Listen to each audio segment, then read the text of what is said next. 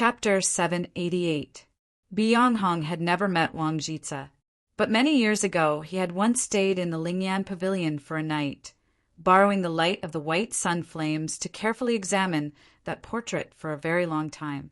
Perhaps it was because Wang Jitsa was Wang Jitsa, but when he saw the scholar he immediately recognized him. 3 years ago he had met Wang Jitsa in Mount Han. For various reasons, he had not told too many people. But in truth, many people knew that Wang Jitsa was still alive. He was just traveling the 4 seas, making it difficult to find him.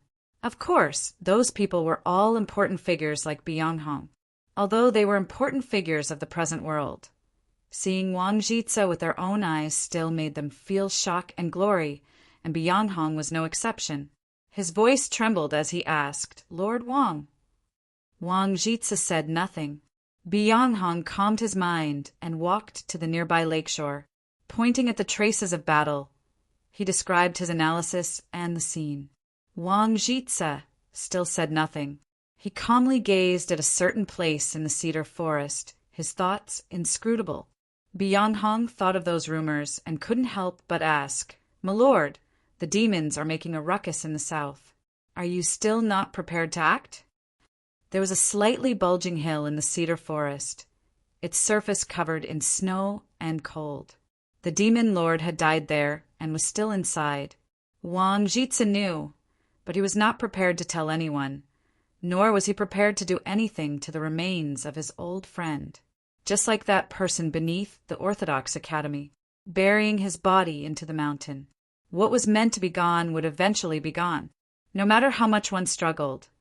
No matter how one built a mausoleum that reached the heavens, it would become an unremarkable mound in the human world. The demon lord had finally died.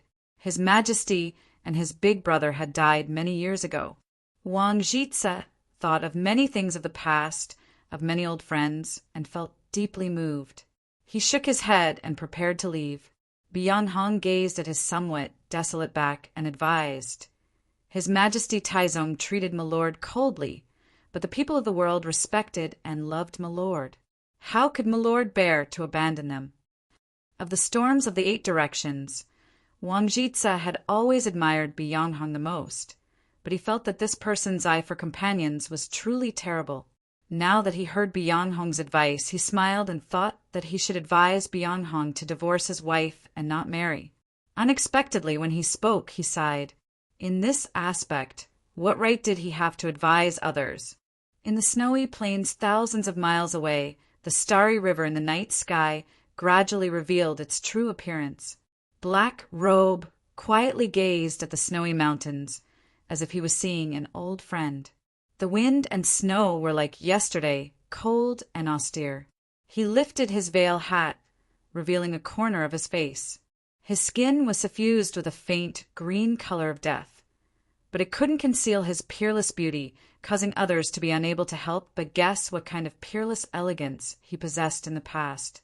The demon lord was also looking in the direction of the mountains, a wildfire faintly burning in his deep and serene eyes. He seemed particularly interested, even excited. Is this person really Wang Jitsa? It's a pity that I didn't get to see this legendary person. The demon lord hoarsely said, "If only he had chased over, we would have definitely taken a good look at him and then torn him to pieces." Without a doubt, Wang Jitsa was the most frightening enemy the demons had ever encountered. There were many records of him in the history books of Shuelao City. On the rankings of the demon race's most hated targets, he was even higher than Emperor Taizong. From 1,000 years ago until now, several hundred years had passed since they had last heard news of Wang Jitsa. The demon race still hoped that Wang Jitsa was still alive, because they did not want him to die of old age. Only by living could they see the defeat of the human race, could they tear him to pieces. From this perspective, the demon lord's words were only right and proper, but the problem was that if Wang Jitsa really did chase over, just what confidence did he and Black Robe have in defeating Wang Jitsa, keeping Wang Jitsa here, and even tearing him to pieces? With a heavy sound, the snowy plains began to tremble. A mountain-toppling fiend, several dozen zhang tall, slowly walked out of the starlight as if it had always been in the void. Within the mountain-toppling fiend's massive coiled horns, a thin and small figure sat cross-legged. Sunflowers weaved from golden threads covered his entire body, as well as green gems that were incomparably beautiful but gave off a feeling of decay. However, this was still unable to steal away the cold light in his eyes.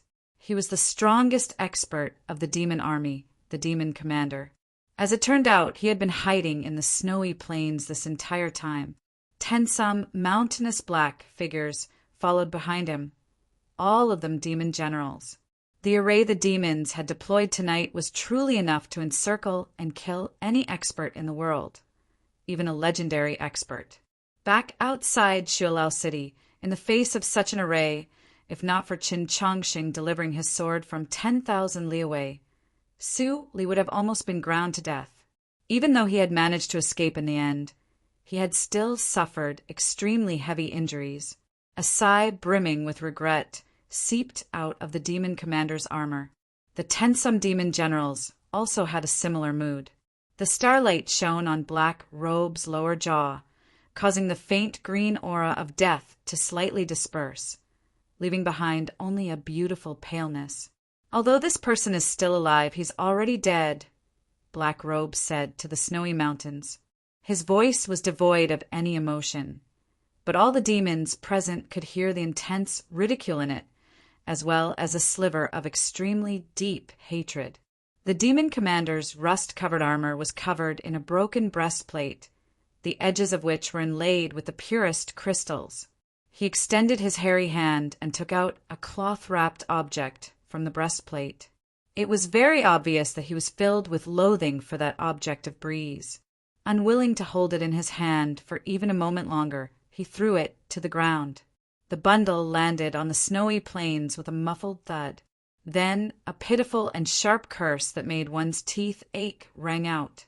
As expected of the ancestral hall of the southern cult, its resources are not shallow. The longevity sect was killed twice by Su Li, but it was still able to conceal such a sinister and powerful move. The demon commander's voice was very shrill and unpleasant to hear, but the Taoist technique is somewhat lacking.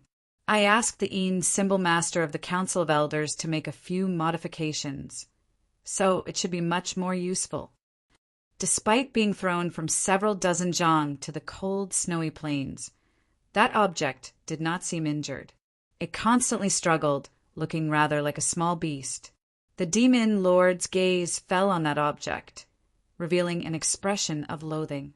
Upon hearing the words, "Yin, symbol master of the Council of Elders," he felt a little more apprehensive. In his eyes, this object was born a monster, and now that it had been modified, it exuded a bloody and bizarre odor. "Go back to the south and do your business. If Qin Chongqing is still alive, remember to kill him a few more times." A hemp rope suffused with golden light landed on the demon lord's palm, and the cloth bag on the snowy ground was untied. A black shadow leapt out from the inside, and in the blink of an eye, it was already several hundred feet away. In the light of the starlight, one could faintly make out that this was a thin and small human, but his body was covered in extremely thick fur, somewhat like a demi-human before they could completely transform. And when he stared at a certain spot, his dull eyes would occasionally flash with madness, like a wild beast that had suffered endless torment. I checked. This is the second time in Heaven Choosing Records that I've used an old friend in the wind and snow as the title of a chapter. Ah, I'm such a genius at naming chapters, and now I'm about to reach the end of my talent? Speaking of which, doesn't everyone think that I've named many chapters well? Please praise me in addition. The pig has already been donated. Chapter 789. The monster stared at these demons and bared its sharp teeth. It let out a low whimper as if it was warning and intimidating them. But in the end, he just faked biting the air twice. He confirmed that these demons were far stronger than him, and he had no chance at all. Following two screams filled with pain and hatred, the monster dove into the deep snow, heading south. It was obvious that this monster from the longevity sect was much weaker than the demon experts present. But for some reason, both the demon lord and the demon commander were on guard despite their loathing. Only when they were sure that the monster had truly gone far away did they truly relax. "How is Heidi?" The demon lord raised his head to look above the mountain-toppling fiend. If his father were still in power, he would never ask such a question, because the only existences that the demon lord needed to look up to were the heroic spirits of the dead. Perhaps the young demon lord had not realized this, or perhaps the demon commander had intended for him to realize this. But the demon commander remained on the mountain-toppling fiend's head, not descending. Dead. Very good. A sinister smile appeared on the demon lord's face. Big Brother saw him on his first night in Shualao City. "Do you think we don't know?" Black Robe indifferently said, "Lord Haidi is still hoping to deceive His Majesty's eyes." Back then, outside Shualao City, he took a blow from Su Li's sword and only lost an arm. Now, he's even stronger, but father is heavily injured. Even if the heavenly tome monoliths have recognized him as their master, how could he be sent flying into the snowy mountain in a single blow? Was he trying to take advantage of the chaos to leave, or was he trying to put on a good show? I have no interest in continuing this act. With these words brimming with derision, the demon lord took Black Robe's hand and supported him north, appearing especially respectful. The demon commander sat in the coiled corner of the mountain-toppling fiend's mountain. As she gazed at the back of the lord and minister on the snowy plains, she let out an extremely soft and indecipherable laugh. His laugh was hard like a broken gong. His laughter came to a screeching halt. He gazed at the distant Black Robe and asked, "Where is Princess Nank?" He should be dead. Black Robe's voice was still emotionless. Unlike when he spoke of Wang Jitsa, there was no derision or hatred hidden behind it. His only successor had died just like that, but he did not show any emotion. Perhaps it was because he was emotionless. Where is Chen Chongsheng? He should still be alive. This time, it was the young demon lord who answered. Hearing this answer, the demon general was somewhat surprised. Tonight, the demons had laid down a perfect trap. For this, they had not hesitated to use several wars as a foundation and background. His Majesty, who had escaped from the abyss and made all the nobles of Shualao City feel uneasy, was naturally their first target to kill, but they would definitely not let the Pope of the human race go. Now that His Majesty was dead, Princess Nank should also be dead, but Qin Chongsheng was still alive. Why? The young demon lord recalled the powerful qi emitted by Nank's second awakening and narrowed his eyes. There was an accident. He believed that when the little monster returned to the south, it would bring some other surprises to this world, he thought silently. Black Robe knew what he was thinking and said, "That little monster might not be able to kill Qin Chongsheng." The demon commander harshly shouted, "Is it that you can't kill it? Or do you not want it to kill Qin Chongsheng?" Qin Chongsheng's talent in cultivation is extremely high, his cultivation in the sword extremely profound, and his techniques endless. Although that little monster is extremely evil, it truly is very difficult to kill him. The demon lord had said these words because he did not want the demon commander and Black Robe to quarrel. But Qin Chongsheng's performance in the battle had truly left too deep an impression on him. At the same time, it also left him very confused. Qin Chongsheng was not like a pope, but more like an assassin walking in the darkness. Black Robe ignored the demon commander's question and said, "Although Qin Chongsheng is a legitimate successor of the orthodoxy, his successor is not Yin or Shang, but Su Li. Given the demon lord's status, he naturally knew that Su Li had once been an assassin." After hearing this, he seemed to understand and said no more. Su Li had already left this world, but his mind was still there. These words did not mean that he was already dead. There was a pile of chrysanthemums in front of Mount Li's training hall, as well as the 4 words, "His voice and appearance are still there." These words meant that he had taken the Holy Maiden of the South to a distant continent, but his sword was still useful in this world. The sword he had left behind was in those letters. The last letter had been opened by Chun Chongqing in front of the demon lord. At the same time, his sword was gripped in Chun Chongqing's hand. Of course, his sword had always been gripped in the hands of the Mount Li disciples, never letting go. 2 years ago, the demon army abruptly launched an attack on the south. In a very short amount of time, they had conquered tens of thousands of li of fertile land and killed their way to the base of Mount Han. Only now did the people of Mount Han remember that humiliating history from 1,000 years ago, remember the calamity of extermination that the human race had once faced. Besides the great Zhou army, all the sects and schools of the world had taken part in this grand and magnificent war. The teachers and students of the 6 Ivies streamed to the front lines. From South Stream Temple to Marshall Tree Manor, from the Qiushan clan to the Scorching Sun sect, countless cultivators of the South had come to the frigid North and begun to fight. After the confluence of the North and South, the sects and noble clans of the South were no longer as obedient as they had been in the past. More cultivators were participating in the battle, more array masters were assisting in the implementation of strategy, and with more perfect coordination, the fighting strength of the human army had clearly increased. The reason that the human race was able to maintain a stalemate with the demons on the plains and even occasionally launch a powerful counterattack, besides the morale of the mysterious cinnabar pill, was because of these changes. The Mount Li sword sect was still the same as it had been in the past.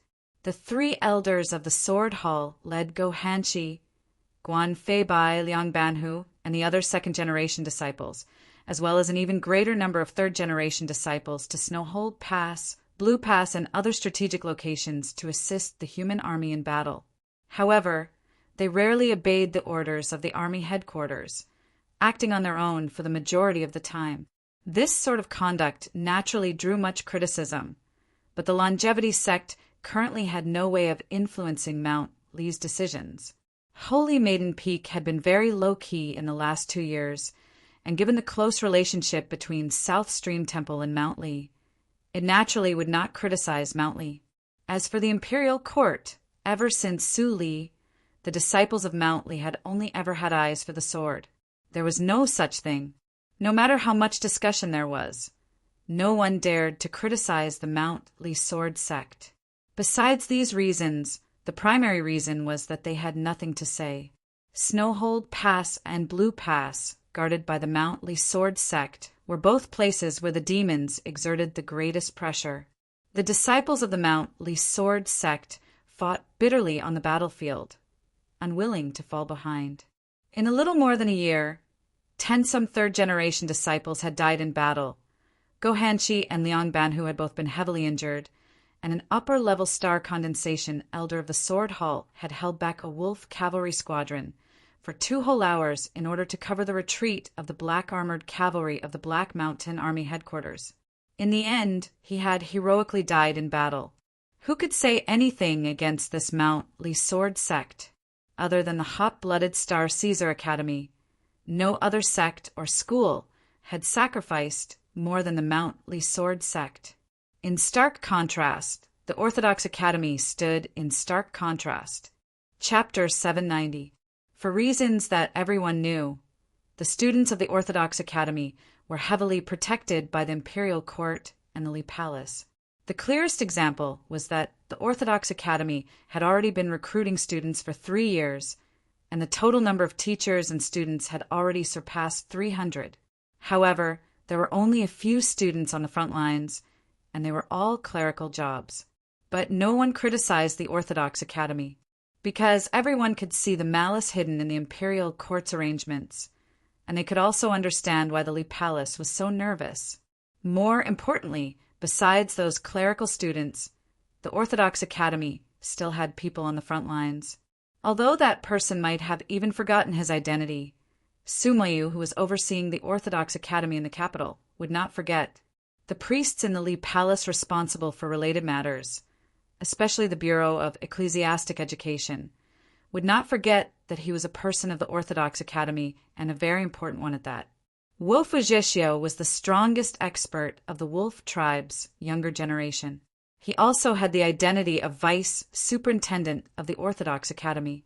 After Zhou Tong's death, Zhixiu left the capital and went to the front lines to fight the demons, returning to the life he was most familiar with.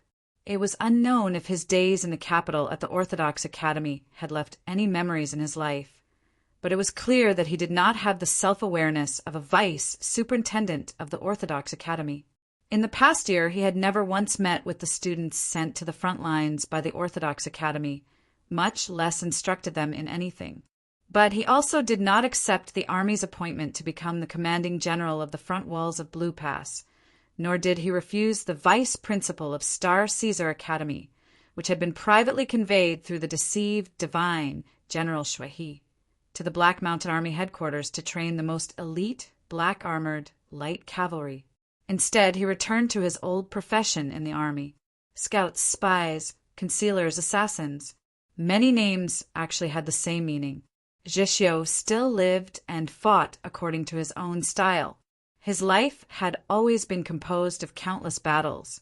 As for his method, it was naturally to fight alone.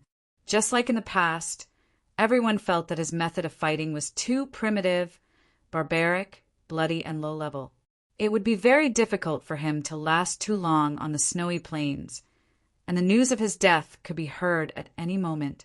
Yet he just had to live, and moreover, he was constantly reaping the fruits of battle. In these 2 years, his military achievements on the front lines alone were equivalent to all the military achievements of some ordinary sects or schools.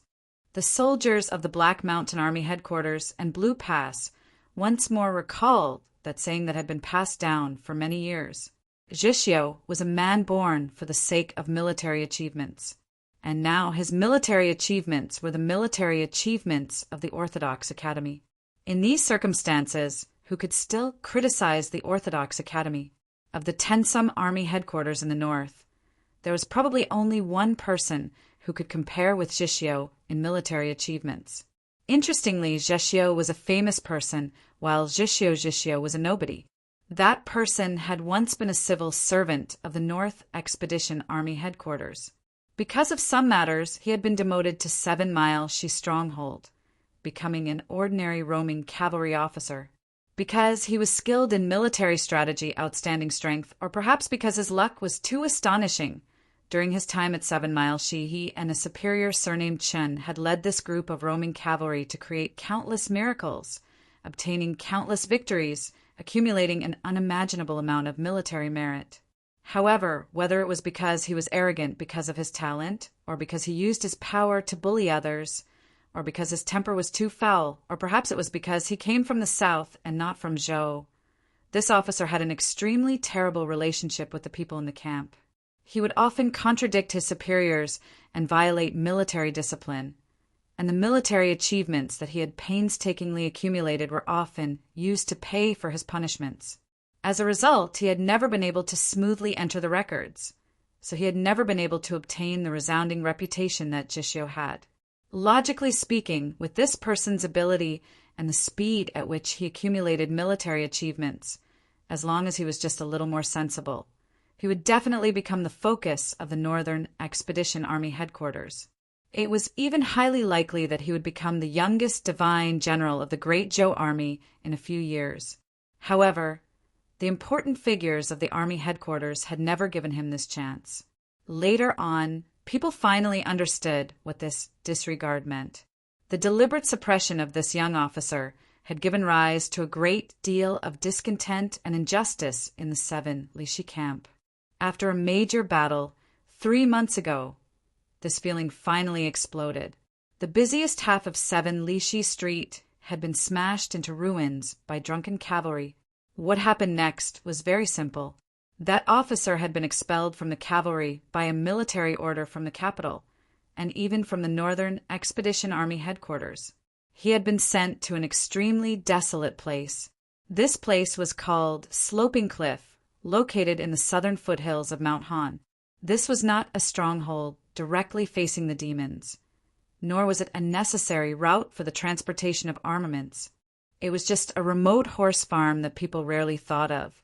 Other than the frost-colored grass that covered the cliffs, there were no other products to be found here. It was an extremely desolate place, and even the migratory birds returning from the south would not stop for even a moment. The reason why a horse farm had been set up here was because the frost-colored grass was the favorite food of the dragon stallions when they were in heat. Dragon horses were the most important mounts of the great Zhou army, so setting up a horse farm specifically to suit their tastes could be considered preferential treatment. However, to those people who had been exiled to this horse farm, it was completely insignificant. That young officer was yet another frustrated person who had been exiled to Sloping Cliff over the past several hundred years. The officers and soldiers of Sloping Cliff Horse Farm knew of his background and achievements, so they naturally felt a great deal of sympathy. However, no one had carefully thought about why an outstanding young officer like him would be suppressed by his superiors, and why this pressure had even come directly from the capital's military headquarters. No one had carefully thought about it. Although this place was desolate and remote, far from the battlefield, making it impossible to obtain military merits, it also meant that there was no need to worry about being killed by demon experts on the battlefield. In short, behind all these seemingly illogical things were assuredly some reason, though no one knew of it at the time. The officer was the person involved, so he naturally knew the reason, but he did not say anything. But perhaps because of this matter, in the 2 months he had been at Sloping Cliff Horse Farm, his mood had been rather gloomy. Every day, the smell of alcohol could be smelled on his body. He might not be able to drown his sorrows in alcohol, but fortunately, he did not neglect his proper business. The biggest impact on him was that he slept soundly. Every night he slept until dawn, until one night there were 2 extremely dull thuds coming from the back of the tent. He propped himself up and angrily yelled out the window, "Are you going to let me sleep or not?" No one answered his question, so he fell back into a deep sleep. However, it wasn't long before he was woken up again, accompanied by his subordinates. He went to the side of the horse farm near the cliff. When he saw the sight before him, he couldn't help but suck in a breath of cold air. The cliff was littered with the traces of stones tumbling down and dust rising. A man was lying on the ground, his status unknown. A girl of 12 or 13 was hugging her knees to the side, her clothes in tatters, her body covered in mud and her expression dazed. "I've already been away for 2 days. I've been working hard this entire time, but I really don't know if I'll have time to write tomorrow. If I don't, I'll remember to tell everyone." Chapter 791. The young officer walked up to the man whose life or death was unknown. The man's face was covered in blood, but it was still possible to see that he was very young. The young officer smelled a very faint but indescribable odor and couldn't help but frown. He squatted down at the man's side and began to examine his injuries. He discovered that the man's body was covered in wounds, especially his right arm, which had been broken into 10-odd pieces. Seeing such heavy injuries, his frown deepened. Looking up, he saw 2 clear marks on the cliff covered in crushed stone and frosted grass. It was very easy to determine that these 2 people had fallen from a high place. The young officer knew that higher up on the cliff was a long-ago road for transporting soldiers that led to the flourishing towns on the eastern side of Mount Han. It had been abandoned for many years, but it was still passable. Occasionally, some bandits and smugglers would take the risk. Could this person have fallen from there? To fall from such a high place, it was no wonder that he had suffered such heavy injuries. That he had not died on the spot could already be considered rather fortunate. Receiving the clean water and tools handed over by his subordinate, the young officer began to clean the wounds of the unconscious young man and treat his injuries, ensuring that the situation was temporarily stabilized and that there would be no problems. After finishing these things, he stood up, cleaned his hands, and walked over to the little girl. He squatted down once more and said to the girl, "Hello." The girl said nothing. Hugging her knees, her lifeless gaze rested on the young man. Her face was pale, and she seemed extremely weak. The young officer extended his hand in front of her eyes and snapped his fingers. He continued to ask, "Who are you people?" The girl moved back a few steps, appearing somewhat afraid. The young officer saw the hint of shock flash through her eyes and couldn't help but think of those pitiful eyes in the unicorn's cave many years ago. We've asked many questions, but this girl has never responded. It seems that if she's not mute, then she's deaf. A subordinate pondered the question and then added, "Of course, she might have been scared silly." "If you know that she might have been scared silly, then why do you keep asking?"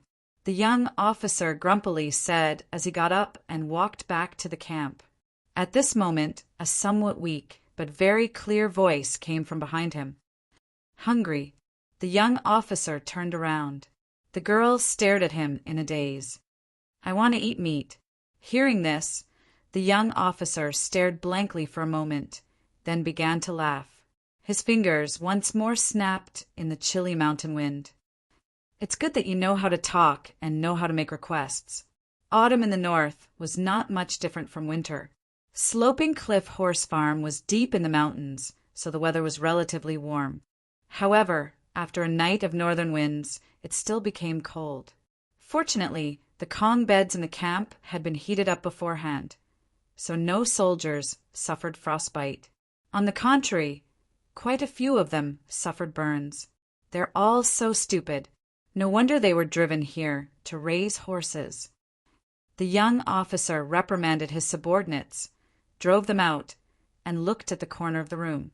At the end of the Kong bed it was very cold, especially at the base of the northern wall. The green bricks were not much different from ice cubes, but the little girl refused to leave, either because the injured young man was lying on the Kong or because that place was closest to the coal stove and the pot on the stove was continuously stewing meat, the meat gurgling in the soup. She held a bowl and chopsticks in her hand, staring at the meat stewing on the stove. Her eyes were focused, so she looked even more lifeless. "You know how to be afraid of heat. Looks like you're not really stupid." The young officer looked at her and shook his head. He walked over to the Kong and sat down. With the passage of time, the little girl slightly relaxed her vigilance, but the young man was still unconscious. He began to flip through the man's belongings, hoping to find some clues, but ultimately came up empty. The young man had no money, no travel permits, no household registration, not even a piece of paper. He was dressed in the most ordinary of clothes, and he had no ornaments that could provide any information. He only had a string of stone beads tied to his wrist. These stone beads seemed rather simple and crude, with nothing special about them. Thinking of the scent he had smelled at the bottom of the cliff, the young officer lowered his body and began to earnestly sniff at the young man's neck and body. Although he could not be sure if it was the scent he had smelled earlier, he was now sure that the young man's body smelled of many medicines. He could smell the unique scents of at least 17 different medicines. So he was a medicine merchant. No wonder he would take the risk to travel through the night. He looked at the young man and sighed. "People die for wealth, but it's a good thing." The fires of war had already been raging for 2 years. Even though the provinces and the South were working together to provide support, many resources were still in short supply, especially medicinal ingredients. It was no secret that the frontline armies lacked medicine. For many medicine merchants who had not obtained the imperial court's permission, as long as they could deliver medicinal ingredients to the front lines, they could sell them and earn enormous profits. As for the dangers they might encounter along the way and the strict laws of the imperial court, they simply did not consider them. A personal guard brought in hot water and said to him, "My lord, let us handle the rest." The young officer was prepared to agree, but when he saw the little girl by the wall, he shook his head. The little girl held a bowl and chopsticks, her lifeless eyes filled with indifference, or perhaps numbness. Only when she looked at the meat stewing in the pot would her eyes grow a little warmer. She looked like a little beast that had suffered countless cruel tortures, evoking sympathy. "Let me do it. Since I'm saving people, I have to save them." When the young officer made this decision, he had no idea that this imbecilic little girl, who could easily remind him of past events, was the little princess of the demon race, and he had no idea that the unconscious young man was related to him. He only felt that the little girl looked very pitiful. At the same time, he felt that although the young man was unconscious and had his eyes closed, for some reason, he gave off a very tranquil and refreshing feeling. In short, he was rather pleasing to the eye. Just like this, the young man and woman who had fallen from the mountain remained at Sloping Cliff Horse Farm, receiving the attentive care of the soldiers. The young officer had spent the most energy on this, because cooking meat and treating illness had always been important matters of the state. After several days, the young man finally woke up. He did not immediately open his eyes. Instead, he used 5 breaths of time to calm his mind and then meditative introspection to confirm the state of his injuries. Only after confirming the severity of his injuries did he open his eyes. The first thing that caught his eye was the young officer. He thought to himself, although this person has a full beard, he doesn't seem like a fiendish person. For some reason, he seems rather pleasing to the eye. It was only after a very long time that Jeshiu, Tang 36, Gohanshi, and Guan Feibai learned of the situation. Both the people of the Orthodox Academy and the Mount Li Sword sect fell silent for a very long time, thinking, are all of you blind? In Osaka, although it's tiring, it's really quite good. If there's a chance, I should travel more. It's really good, as long as I don't fall silly like Chun Chongsheng and Nank. I've been on the road the entire time and will only be able to return home on the 6th. The updates for the next few days might be a little messy, but I will do my best. I wish you happiness every day. Chapter 792. Before he opened his eyes, before he calmed his mind for 5 breaths, Qin Chongxing's vision was filled with the night sky and those densely packed essence Qilocks. The last scene in his memory was him and Nank falling to the ground, the black and white of the snowy mountain range getting closer and closer. And then there was the dull thud of impact, the endless pain, and the boundless darkness that came with it. When he awoke from the darkness, he had no idea how much time had passed, only that he was still alive. As he calmed his mind for 5 breaths, he performed meditative introspection and discovered that his meridians were shattered in many places. If a normal cultivator discovered that they had suffered such heavy injuries, they would assuredly panic, perhaps even despair. But he had much experience in this aspect, so he maintained his composure. He even accurately determined that the most serious injury had come from the demon lord's counterattack. He opened his eyes and saw a face covered in a beard. The beard on this face was so lush that it looked like a shrub that had not been pruned for several decades. If one did not look carefully, it would be very difficult to find where this person's eyes were. But as long as one saw this person's eyes, they would find it hard to look away. This was because these eyes were very clear. Their divine splendor restrained, but deeply concealed their passion. They were like the morning sun behind the clouds in the morning. Although they were not willing to easily reveal their true appearance, everyone knew that they were assuredly a very moving sight. The eyes were the windows to the soul and could see many things. Chun Chongxing had seen many eyes, like his martial uncle the Pope's eyes that were as vast as the sea of stars, or Suyong's eyes after a fresh rain fell over an empty mountain. But he had to admit that this person's eyes were extremely good, much better than this bearded face. "You're awake?" the person asked. Chun Chongxing noticed this person's clothes and realized that he was an officer of the Great Zhou, which made him feel even more at ease. The young officer guessed that he could not speak for the time being, so he took the initiative to say, "This is Sloping Cliff Horse Farm. I am the manager here called." He paused, then continued, "Luobu." Qin Chongxing thought to himself, for some reason, this name sounds rather strange. "First, answer a few questions of mine. Blinking once is yes, blinking twice is no." The officer called Luobu looked into his eyes and asked, "You are a person of show?" Qin Chongxing blinked without hesitation. Luobu asked, "A medicine merchant?" Qin Chongxing hesitated, then blinked twice. Luobu smiled, revealing a mouthful of white teeth. He seemed especially radiant, and at the same time his true age was revealed. For such a young man to grow a full beard, no one knew why. Qin Chongxing couldn't help but think about this question. It doesn't matter if you don't dare to admit it. You can't be a spy anyway. Rest well. Although I don't know if you can recover, you shouldn't die. Also, that little girl, I don't know if she's always like that, or if there's something wrong with her. Don't worry." After saying this, Luobu walked out of the house. Nank held a bowl full of meat in her hands and walked from the corner of the room to the bedside. She tilted her head slightly and looked at Chen Changsheng's face. Her sluggish eyes were filled with confusion, as if she had never seen him before. Suddenly, she seemed to have remembered something and placed the bowl of meat in front of Chen Changsheng's face, indicating for him to eat. Chen Changsheng didn't know what had happened and shook his head with difficulty. "Only by eating meat will you have strength," Nank said as she stared into his eyes. Chen Changsheng thought to himself, what kind of things would require strength? Nank seemed to understand the meaning in his eyes. She placed the bowl by the pillow, pointed at her forehead, and very seriously said 2 words, "Cure illness." Seeing this, Chen Changsheng finally understood.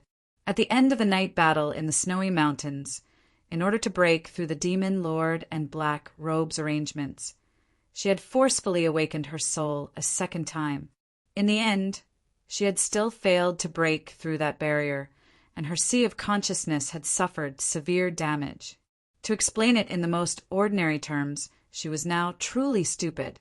She no longer remembered anything, including who Chen Changsheng was, but she still remembered that Chen Changsheng had promised to cure her illness. Chen Changsheng looked into her eyes in silence for a very long time. Of course, he had never been able to speak in the first place. He could speak to himself and others in his heart. "Since I promised you, I will definitely cure you, even though I don't have much confidence." The current Nank did not know what illness she had, only that she remembered this matter. But she once more understood his eyes and felt very happy. She gave a simple and honest laugh, extremely innocent and adorable. In the garden of Zhou and the snowy mountains, Chen Changsheng did not remember ever seeing Nank smile. In his and the common people's understanding, she had always been cold-blooded, heartless, cruel, and murderous. How could he connect her to this sweet and smiling girl in front of him? Only now did Chen Changsheng notice that she was wearing a cotton jacket and her hair was combed into 2 buns. It was very casual, and he didn't know whose handiwork it was. He suddenly remembered that this was the great Zhou army. If someone discovered her true identity, it would probably cause a massive problem. She was a member of the imperial clan. Her demon horns were hidden, but where had her 2 wings gone? A piece of stewed meat was brought to his lips, interrupting his thoughts. There was not much salt in the meat, so it was rather bland, but it was extremely glutinous. Crucially, the one feeding him this meat was the little princess of the demon race. Naturally, Chen Changsheng recalled the little princess of the dragon race, Gigi and Su Li, who had married this little princess of the demon race. Where was the little black dragon? As the Pope's appointed protector, she had already established some sort of connection with Chen Changsheng. Chen Changsheng could think of a way to call her over, but he would not do this. 1.5 years ago, he had been injured by Hai Di on the battlefield. It was only by relying on the little black dragon that he had been able to escape. Who could have expected that on his way back to the mountains, he would be pursued by several experts of the imperial court? Afterwards, he did not have the Li Palace investigate this matter, but he couldn't help but feel a chill in his heart. Even someone of Su Li's abilities and daring had to endure silently after returning from the snowy plains, let alone him? After experiencing these things, he finally understood how naive he had been when he had shouted in the spring sunshine of Xunyang City that Su Li was here. Now that he did not have the strength to protect himself, he would never have contacted Gigi, much less had her come over and expose his whereabouts. The current him was no longer as naive as he had been in the past. Nank began to feed him meat soup. It was neither cold nor hot, the temperature just right. The stone pearl was still on his wrist, but everything else had already been sent into the garden of Zhou. His abdomen was slightly warm, and logically speaking, he should have been able to calmly rest, but he always felt that something was wrong, or perhaps he had forgotten something. Had that officer called Luo Bu really not sensed anything? How had he been able to so easily believe in him and Nank? This horse farm called Sloping Cliff was clearly very desolate. But for someone so young to become the chief official, how could he be so naive? The curtain in front of the door was raised, letting in a cold wind. Luo Bu also walked in, a bowl of pitch-black medicinal soup in his hands. Chapter 793. Luo Bu wanted to trade medicinal soup for the meat soup in Nank's hands. But Nank did not want to. She looked at Qin Changsheng. Qin Changsheng blinked his eyes with some difficulty, and then with even more difficulty, he turned his head to Luo Bu, using his eyes to express his gratitude. The medicinal soup was brought to his lips.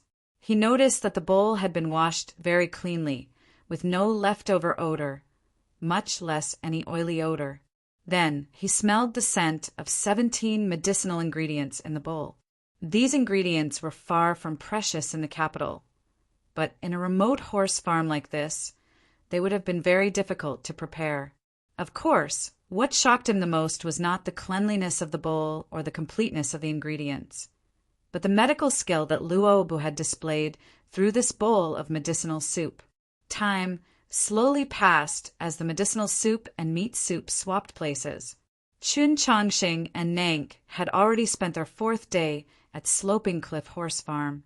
Nank was still in a daze, not knowing who Qin Changsheng was or who she was. She only vaguely remembered that Qin Changsheng was very important to her and that she would stand guard at his side every day, cooling the medicine, cooking the meat, and cleaning him like a maid. Moreover, she would warily stare at anyone who tried to approach the room, with the exception of one person, Luo Bu. In the first 3 days of being unable to speak, Qin Changsheng would often think perhaps it was because Luo Bu had given her a lot of meat to eat.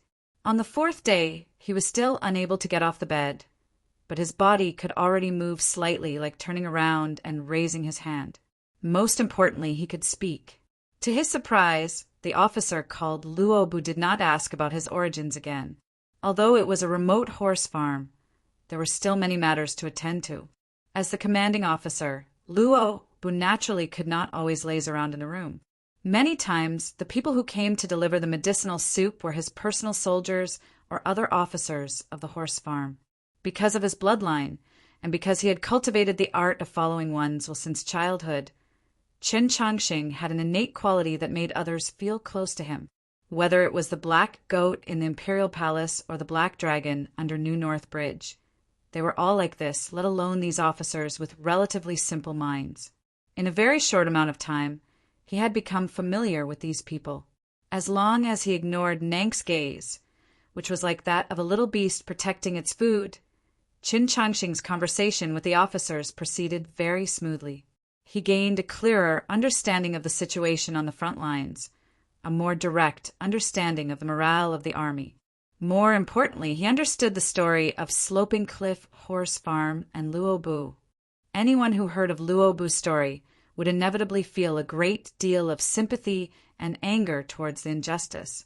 Qin Changsheng was no exception. He believed that the reason Luo Bu had been able to obtain so many military merits over the years wasn't because of luck or background, but because of his talent. From Sloping Cliff Horse Farm's seemingly unhurried, but actually extremely orderly daily management and life, one could see this person's skill in managing his subordinates and his path of command. And the fact that he was able to quickly recover from Qin Changsheng's injuries with just a few medicinal soups was even more proof of this person's extraordinary medical skills. Of course, these were all impressions he got from their conversations, and naturally couldn't compare to seeing it with his own eyes. If he wanted to see it with his own eyes, he had to be able to get out of bed and walk around the stud farm. It was just that he hadn't thought about why he was so interested in the officer named Rob. On the 7th day, Qin Changsheng woke up. When Jishio had suffered countless torments in Zhou prison and his meridians had been severed, he had ultimately relied on the stimulation of pain to heal his injuries in the shortest amount of time possible. He had used the same method, and he had spent the entire night fighting against unimaginable pain. Nank had been attending to him the entire time, using a towel to wipe his sweat, feeding him water and gently caressing his chest. Her movements were naturally very inexperienced and clumsy, but they were very serious. She had consumed a great deal of her mind, and only when she saw that he was finally quiet at the fourth watch did she relax and go to sleep, not noticing that he had left the room. The morning light shone on the meadows between the mountains. A thin mist flowed down from the valley, and the horses that had just woken up began to moan. Chen Changxing picked up a branch and, supporting his weak body, began to casually walk around the horse farm. It wasn't that he didn't cherish his body. On the contrary, he needed to move around so that his newly reconnected meridians could be consolidated as quickly as possible. Sloping Cliff Horse Farm covered a very large area. The barracks, arrow stacks, and array pivots seemed to be scattered in every corner. But if one carefully observed, one could see some sort of rule hidden within them that could ensure the most effective response when encountering an enemy. Chen Changsheng was well versed in the Taoist canon, but he had never studied military law. He could see through the intricacies of Sloping Cliff Horse Farm's military arrangements at a glance because, while Suli had taught him swordplay on the journey back from the snowy plains to the south, he had also taught him a great deal of this aspect. From the freshness of the earth in front of the palisades and the wooden strongholds, one could see that these arrangements had probably been made after Luo Bu arrived at Sloping Cliff Horse Farm. The more Chen Changxing looked, the more he felt that these military arrangements contained a military strategy, perfectly confirming the knowledge Suli had taught him. He couldn't help but feel a deep admiration for this person, but he did not associate this with certain matters. The mountains of the north were majestic and callous, and the weather was temperamental. The chilly morning light suddenly transformed into a bone-chilling gale. Countless grains of sand were swept up by the gale and rushed toward the horse farm from the entrance to the mountain range. In an instant the world turned dark. The barracks resounded with warning whistles, stern orders, and hurried footsteps. Chen Changxing did not want to add to the chaos, so he used a branch to slowly move back along the eaves. When he raised his head, he saw Luo Bu. Luo Bu realized that he could walk and happily smiled, revealing a mouthful of white teeth. Congratulations. He was in a rush to arrange for his subordinates to deal with the sandstorm, so he had no time to say anything else. He glanced at the branch under Chen Changxing's arm and shook his head. He pointed at the door behind him, indicating that Chen Changxing should go in and take shelter. With Chen Changxing's current speed, by the time he returned to his original room, the sandstorm would assuredly have enveloped this place. He had no reason to refuse, so he complied and walked in. Before he could turn around, the door closed, and then a clear clap came from outside. Luo Bu had probably slapped some sort of mechanism on the door or wall. A thick and solid bar sealed the door shut, and at the same time several sturdy wooden boards fell down, tightly blocking the window. At the same time, an oil lamp on the table lit up without a flame. Chen Changxing didn't misunderstand, so he didn't panic.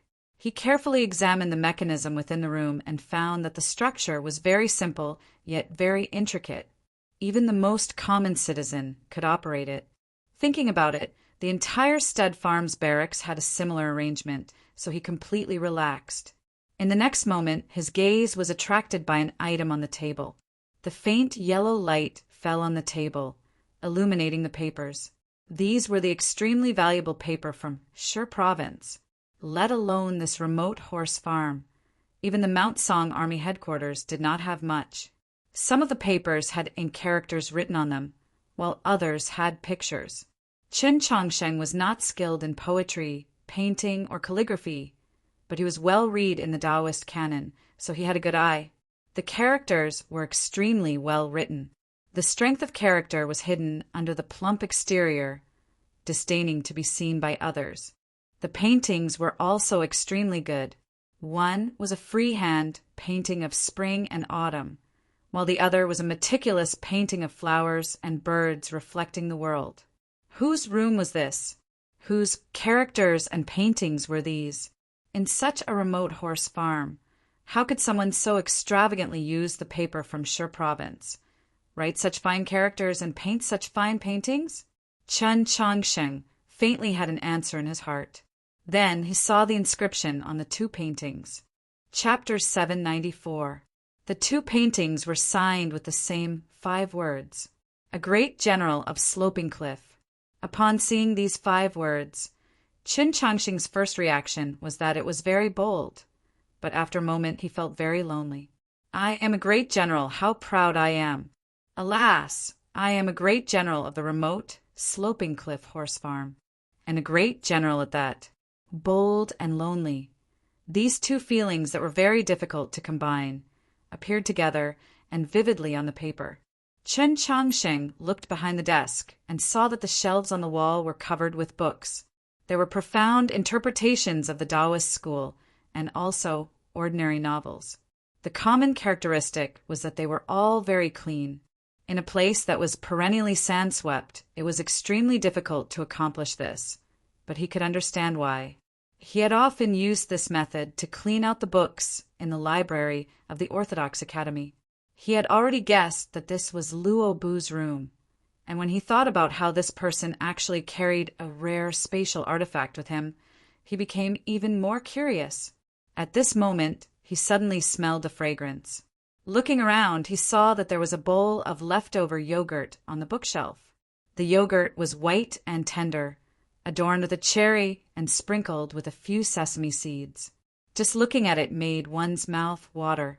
He couldn't help but pick up the bowl of yogurt and examine it. He confirmed that it was not food from the camp, but a snack that Luobu had made last night. At this point, Qin Changxing was truly convinced, even feeling a little ashamed of his inferiority. From Xining village to the capital, he had seen countless young talents and cultivating geniuses. Senior Yu Rin, Go Hanqi, Zhishio, Su Yurong, and even himself were such people. But he had never seen such an all-rounder, a genius in all fields.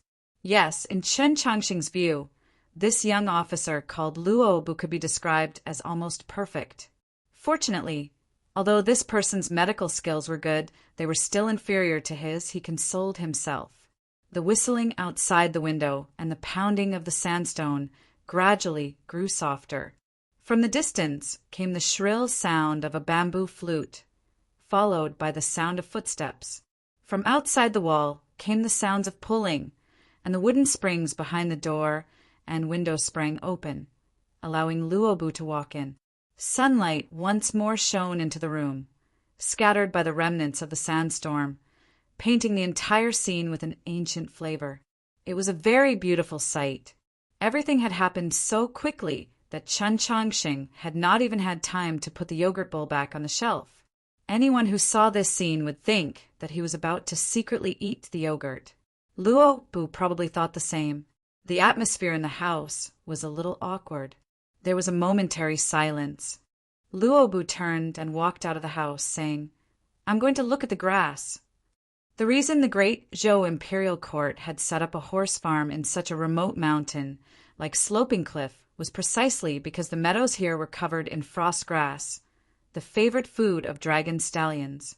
As the official in charge, it was only natural for Luo Bu to take a look at the grass after the sandstorm. But Chen Changxing, who had been holding the bowl of yogurt, was well aware that this was just an excuse, just like how he had hurriedly said that he also wanted to take a look at the grass and then followed Luo Bu out of the room. He had only found an excuse to place the bowl of yogurt down as naturally as possible. The sandstorm had stopped, but the traces of devastation were still very clear.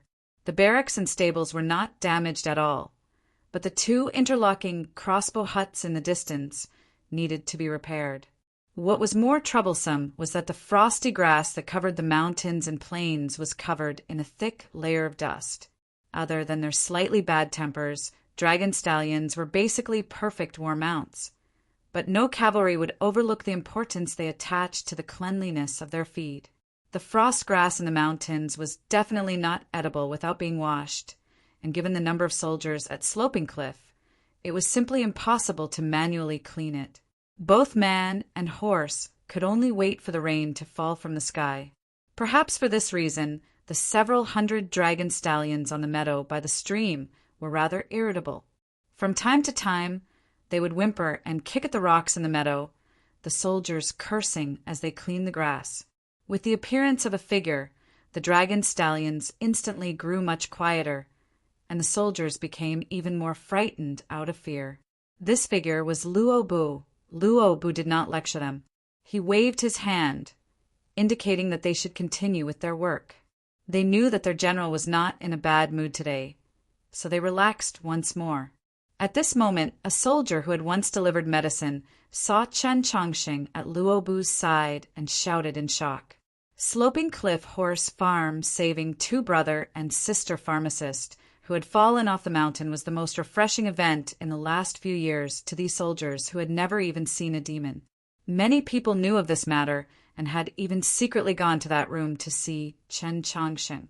Those soldiers who had chatted with Chen Chongqing were already familiar with him, so they all walked over to congratulate him. "Little cripple, you can finally get out of bed." "Little cripple, you can finally get off the ground." "Little cripple, you can finally come out to bask in the sun." The soldiers of Sloping Cliff Horse Farm had always called Chen Chongqing Little Cripple because he was very young, had a naturally tender face, and was heavily injured in bed. There was no malice in this form of address. Chen Chongqing had lived with his senior brother Yurin since he was a child, so he did not feel too conflicted. He just felt that his meridians were only temporarily severed and not truly crippled. This form of address was wrong, so he could not accept it. As a result, he would always earnestly correct the other party. But the more earnestly he refused, the more the soldiers of Sloping Cliff Horse Farm liked to call him this, as if they were purposely teasing him. But to the soldier's helplessness, no anger could be seen on his face as he lay on the bed. He was always calm and composed, just like right now. "I'm not a cripple." Chen Chongqing looked at the soldiers and explained, "All of you can also see that I can get off the bed and walk around." Someone teased, "Aren't you still limping? Why don't you take another 2 steps?" Chen Chongqing was very obedient, using a tree branch to support his body as he took 2 steps. He had only just gotten out of bed at night, but he had already been walking all this time. To his still weak body, this was no small burden. Now, after taking 2 steps, he became somewhat unsteady, scaring the soldiers into hurrying forward to support him. A personal soldier on the side shouted, "Don't try to be brave. In addition, what does it matter if you can take 2 more steps? This is the front line, a horse farm. Only when you can mount a horse will you truly be fine." He had good intentions, but to the soldiers it sounded like mockery, and they all began to laugh. The dragon horses raised by Sloping Cliff Horse Farm were the primary mounts of the black-armored cavalry. On the battlefield, they were extremely brave and fierce, had very bad tempers, and were extremely sensitive to strangers. Even the most elite of cavalry would need to spend 100 days with a dragon horse in order to establish a stable relationship with it. Chen Chongqing needed someone to support him to stand. So how could he ride on the back of a dragon horse? Luobu had said nothing this entire time, but now the corner of his lips hidden in his beard perked up and his eyes became somewhat apathetic. Only those closest to him knew that this was a sign that he was not in a very good mood. He was dissatisfied with the joke his subordinates were playing on Chen Chongqing. To his surprise, Chen Chongqing was not angry, and his face was still covered in a smile. Although this smile was faint, it was not fake. It was very real. Several hundred dragon horses galloped from the edge of the stream into the depths of the pasture. In the gradually brightening light of dawn, they arrived near the crowd. One of the horses suddenly stopped and turned its head to look at the crowd, somewhat confused as to what had happened. Finally, its gaze fell on Chen Chongqing as if wondering, "Why is this young man smiling so happily? After half a year, I have finally returned to the Qing kingdom. I am happy but also deeply moved. I don't know where to put all these emotions into words. I just hope that all of us are well. I wish you all the best." Chapter 795. The surface of the frost grass was covered in an extremely thin layer of white wool, which was precisely the favorite place of dragon horses to eat. After the sandstorm, the meadow was covered in a layer of gray, but it was truly gray. The horses had no place to eat, so they stood by the stream for a very long time. Even when they had completely seen the scenery, they could only helplessly turn around and return. Neither man nor horse would be happy to have delicious food in front of them, but unable to eat it. If they saw someone laughing so happily at this moment, they would assuredly believe that the other party was laughing at them. Whether or not a person would think this, it was very obvious that the horse looking at Chen Chongsheng was thinking this. It suddenly charged at Chen Chongsheng. As the most outstanding war horse, no matter how ill-tempered the dragon horse was, it would never casually attack soldiers. The soldiers were well aware that this dragon horse just wanted to give Chen Chongsheng a fright. In a normal situation, this sort of play would never have attracted their attention. But when they thought about how Chen Chongsheng was still heavily injured and had only just been able to move, they still warily gripped their sticks. What happened next was beyond everyone's expectations. The dragon horse did not continue to gallop forward. At a distance of 10 samjang, it began to slow down, its head constantly swaying to and fro as if extremely perplexed. Its nostrils were constantly opening and closing as if it was smelling something, and its naughty and nasty eyes were quickly replaced by a desire to get close. It strolled up to Chen Chongsheng and respectfully lowered its head, apparently wanting Chen Chongsheng to pet it. The other dragon horses noticed the activity and ran over. Just like the first dragon horse, they surrounded Chen Chongsheng, carefully and uncontrollably rubbing against him with joy. One of the bolder dragon horses even stealthily licked the hand he used to hold the tree branch in. At this sight, the laughter of the soldiers of Sloping Cliff Horse Farm had long since ceased. They were all stunned as they thought, just what is going on here? At this moment, the most spirited dragon horse in the lead squeezed through the crowd and arrived in front of Chen Chongsheng. It humbly bent its forelegs and kneeled on the ground. It seemed to be inviting Chen Chongsheng to mount it, or perhaps it wanted Chen Chongsheng to give it his blessing. Shocked gasps rose and fell from the crowd. Luo Bu, who was standing on the outside, restrained his smile and quietly looked at Chen Chongsheng, who was surrounded by the horses as if deep in thought. That night the stars were as usual, and a pot of meat soup was still simmering on the stove in the room, but it was not as noisy as it had been a few days ago. Not a single soldier of Sloping Cliff Horse Farm remained in the room to chat with Chen Chongsheng, because there were guests tonight. Luo Bu glanced at Nank, who was squatting by the stove and staring at the pot of meat, then turned his head to look at Chen Chongsheng on the bed. Without any concealment, he directly said, "Of course you're not an ordinary person." Chen Chongsheng thought of the almost perfect military arrangement in the meadow and the study room and said, "Of course you are not an ordinary person." Luo Bu looked into his eyes and asked, "Did I have anything to do with you falling down the mountain?" "No." Chen Chongsheng calmly looked back at his eyes and said, "From a certain perspective, I am indeed a pharmacist." Luo Bu calmly asked, "Then in your stroll through Sloping Cliff Horse Farm today, did you see anything you wanted to see?" Chen Chongsheng answered honestly, "Yes." "What did you see?" "I saw a great general at Sloping Cliff." Hearing this, Luo Bu was silent for a while, then said, "Just say what you mean." Chen Chongsheng looked into his eyes and said, "I want to invite you to leave the mountain." "Leave what mountain?" "The 10,000 li of Mount Han." Beyond Mount Han was the snowy plains, the true battlefield in the struggle with the demons. Chen Chongsheng added, "I'm not sure if you know or not, but Ning Shiwei is already dead, and the Mount Song Army headquarters needs a new divine general."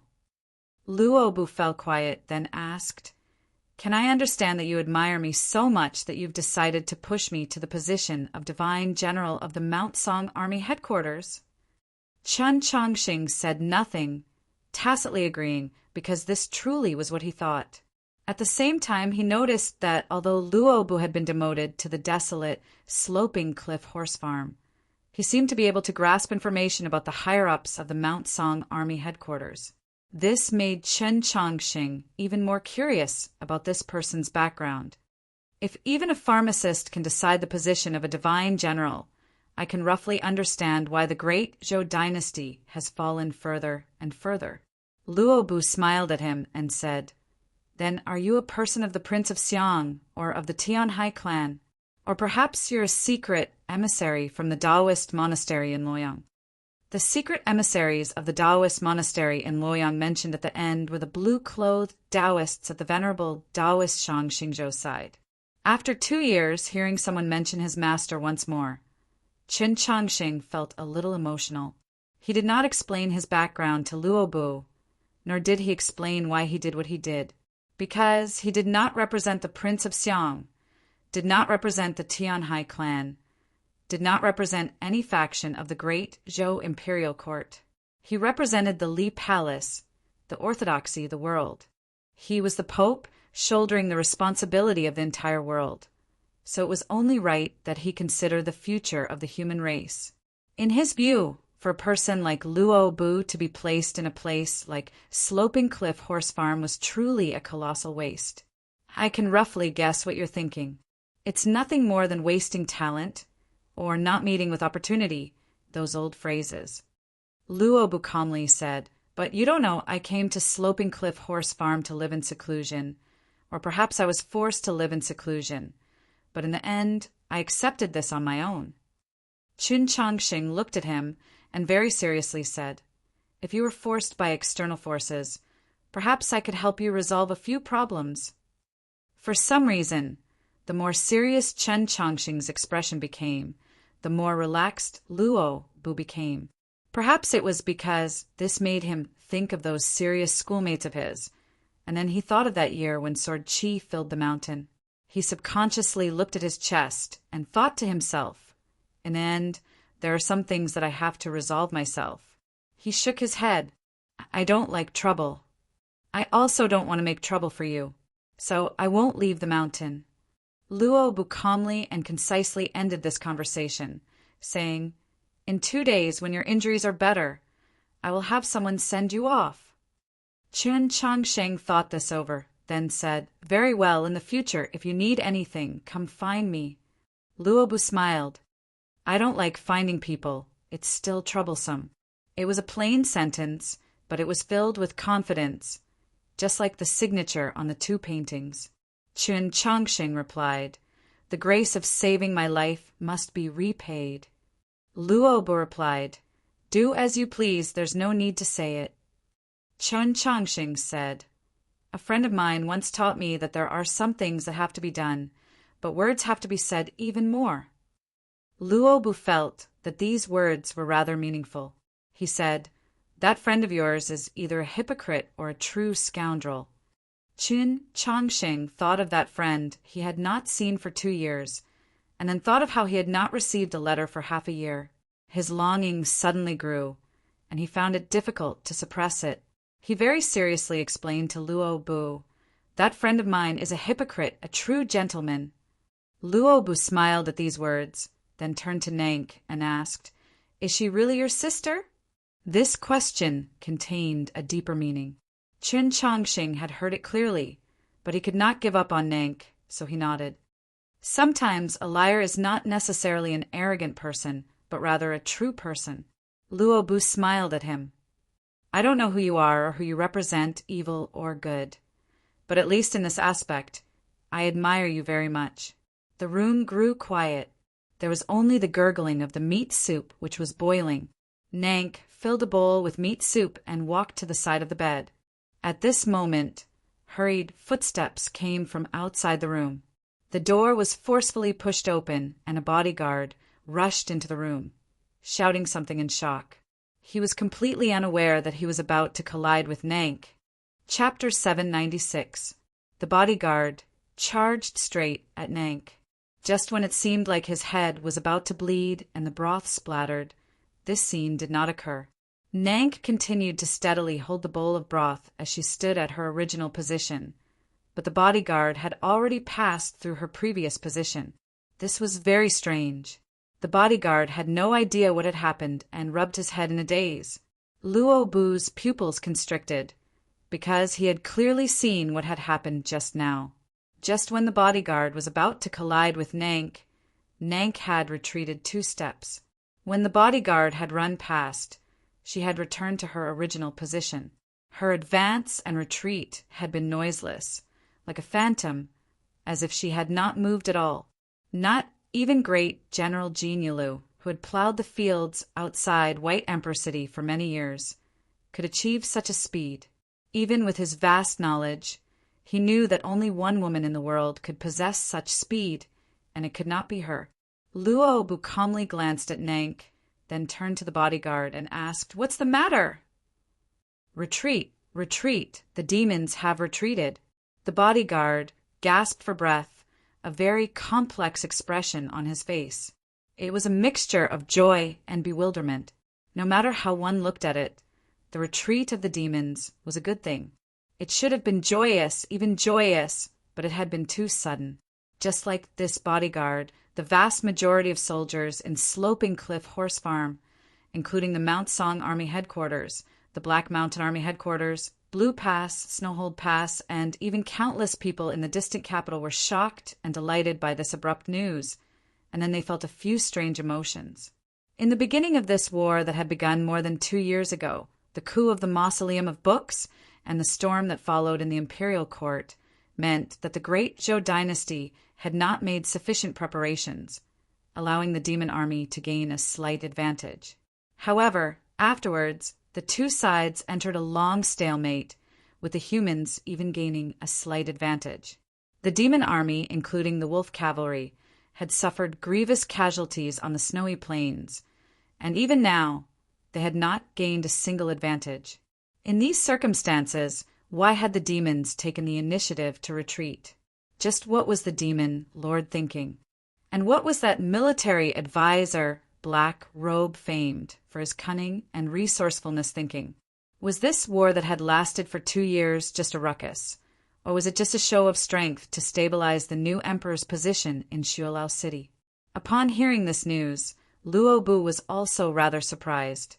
He had only just learned of the death of Divine General Ning Sherway of the Mount Song Army Headquarters, so he did not know any more. Only Chun Chongsheng clearly knew why the demons had retreated. More than 2 years ago, the capital's mausoleum of the Mausoleum of Shualao City had taken. The demon army had suddenly moved south, not for the land and wealth of the human race, but to search for the demon lord's whereabouts, as well as to conceal Shualao City's true intentions. To the new demon Black Robe and the demon commander, as if they could get killed. But to one to the death, 1 to 1. On that night, the demon lord finally died in that garden by the lake in Mount Han. So what reason did the demon army have to continue staying? Up until now, only an extremely small number of people in the world knew the truth behind the demon army's retreat. Many soldiers were somewhat at a loss, while fellows like Zhexiu and Guan Feibai felt extremely dissatisfied. But in the end, this was still something worth celebrating. Even the remote Sloping Cliff Horse Farm received a reward from the Mount Song Army Headquarters. Amidst this reward, which was far from being generous, the most welcomed by the soldiers were the 2 carts of wyvern meat. Wyverns were naturally not true dragons, but monsters of Mount Han. They were famed for their tender and delicious meat, and were regarded by all the gluttons of the world as a supreme accompaniment to wine. At night, tensome bonfires were lit in the mountains. The wyvern meat hanging from the roasting racks exuded a strange, yet not cloying fragrance.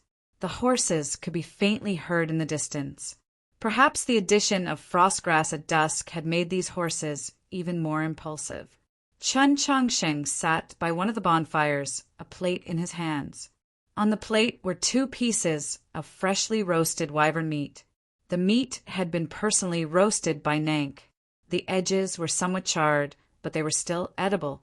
He looked to his side and saw that Nank's small face was covered in oil, and she was happily chewing on the meat. He suddenly thought that if Gigi were here, she would definitely be very angry, but what about Yurong? And then he remembered that fellow called Qiushan Jun had the blood of a true dragon. For some reason, he was happy, and he felt that the meat on the plate was a little more fragrant. As the night deepened, the numerous stars fell over the mountains. The horses grew quiet, and the soldiers by the bonfires continued to eat and drink, laughing and chatting. Qin Changxing noticed that he had not seen Luo Bu's figure today.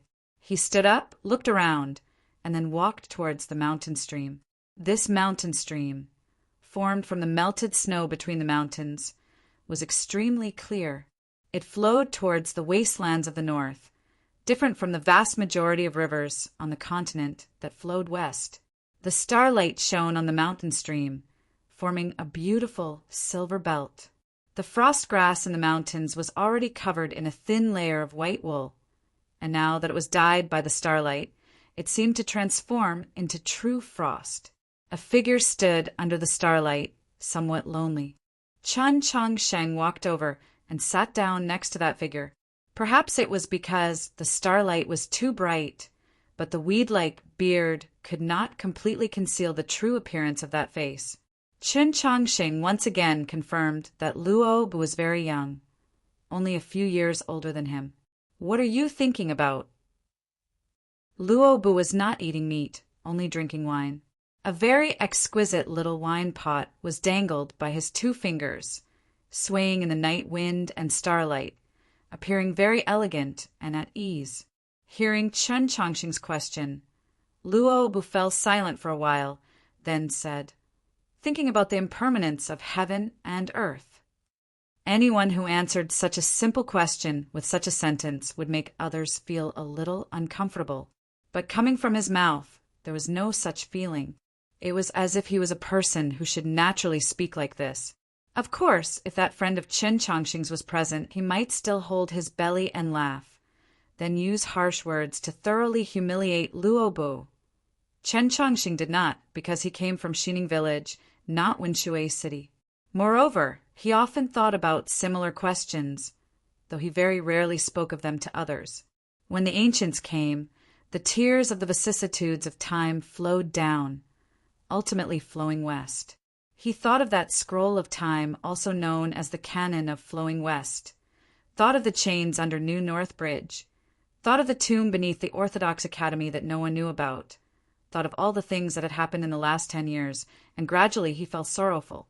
Gazing at the beautiful mountains and rivers under the starlight, he said, "Not giving up day and night." "What are you thinking about?" "Thinking about the impermanence of heaven and earth. Not giving up day and night." There seemed to be no connection between this question and answer, stiff and incongruous, but carefully tasting it, there was a flavor to it. At this moment there should be wine here. Luo Bu glanced at Qin Changxing and placed the small wine pot in his hand. Looking at the small wine pot in his hand, Qin Changxing was somewhat hesitant. Luo Bu was somewhat surprised. "You don't drink?" Qin Changxing replied, "My body has been poor since I was a child, so I pay more attention to this aspect." Luo Bu would never force someone to drink. Seeing him in a difficult position, Luo Bu smiled and stopped, preparing to take the wine pot. But Qin Changxing raised the wine pot and took a sip. After returning to the Qin kingdom, the feeling of writing stories really has gotten much better. Chapter 797. A mouthful of wine entered his throat and was like a red-hot wire. Qin Changxing almost choked and only managed to swallow with great difficulty, his face instantly turning red. He had not expected that a person like Luo Bu would drink such a spicy wine. Of course, the primary reason was that he rarely drank wine. After coming to the capital, he had only tasted wine for the first time. He had only drunk it with Su Yu Rong and Tang Tang on Fortune Peace Road. For someone who did not drink wine, the only reason they drank wine was who they drank with. He began to miss the beef ribs on Fortune Peace Road, the Plum Garden Inn, and the Great Banyan Tree in the Orthodox Academy. That year, on the Great Banyan Tree, he had a long conversation with Tang 36 in the twilight. He returned the wine pot to Luo Bu and said, "I have a friend who wants to do some things, but his family doesn't agree. They think he's making trouble, so he's under a lot of pressure." Luo Bu smiled. His eyes were like the stars in the night sky, bright to the extreme, their depths concealing boundless warmth or perhaps passion. Chen Changxing's eyes were also very bright, but this did not originate from the light in their depths, but from their cleanliness, as if they had been washed by water for many years. Luobu looked at him and said, "Has anyone ever said that your eyes are like mirrors?" Chen Changxing did not understand what he meant and gave a puzzled grunt. A bright mirror can reflect a person, can reflect the slightest movement in the world, can easily discover many problems. Luobu used 2 fingers to lightly shake the wine pot. "Your guess is correct. My problem does not come from myself, nor does it come from the outside world, but from my family. To be more precise, it was my father who transferred me from the Roman cavalry and demoted me to Sloping Cliff Horse Farm." Chen Changxing thought it over, then asked, "He wants you to be safer." No one knows what that father of mine is thinking. Many years ago, many people, including me, believed him to be a mediocre person, only thinking about the interests of the clan. But later events proved that only those who thought this way were truly mediocre. At this point, Luobu took a sip of wine, then continued, "From childhood to adulthood, my father treated me extremely well. I once doubted this kindness, but after that incident, I no longer doubted it. But this true kindness is now my true problem." He once more thought of the past. His father walked down the mountain along the mountain path, not even sparing a glance at his heavily injured self. Suddenly a startled bird flew out of the forest, followed by her father's joyful and gratified laughter. Chen Changsheng also remembered the past. He walked down from the mausoleum of books while his master walked up. They brushed shoulders on the divine path like strangers. Actually, I envy the pressure that comes with this kind of care. After he said this, there was a moment of silence by the stream. They were all young people, but they each had their own heaviness. Suddenly, there was the sound of water. A silver-white fish leaped out of the water and followed the starlight along the mountain stream. The 2 of them shifted their gazes towards the wilderness at the end of the mountain stream. If the injuries in your meridians are healed, if you look carefully, you might be able to see that they are slightly brighter. Luobu raised the wine pot in his hand and pointed it towards the distant north, as if he was showing respect and also as an offering.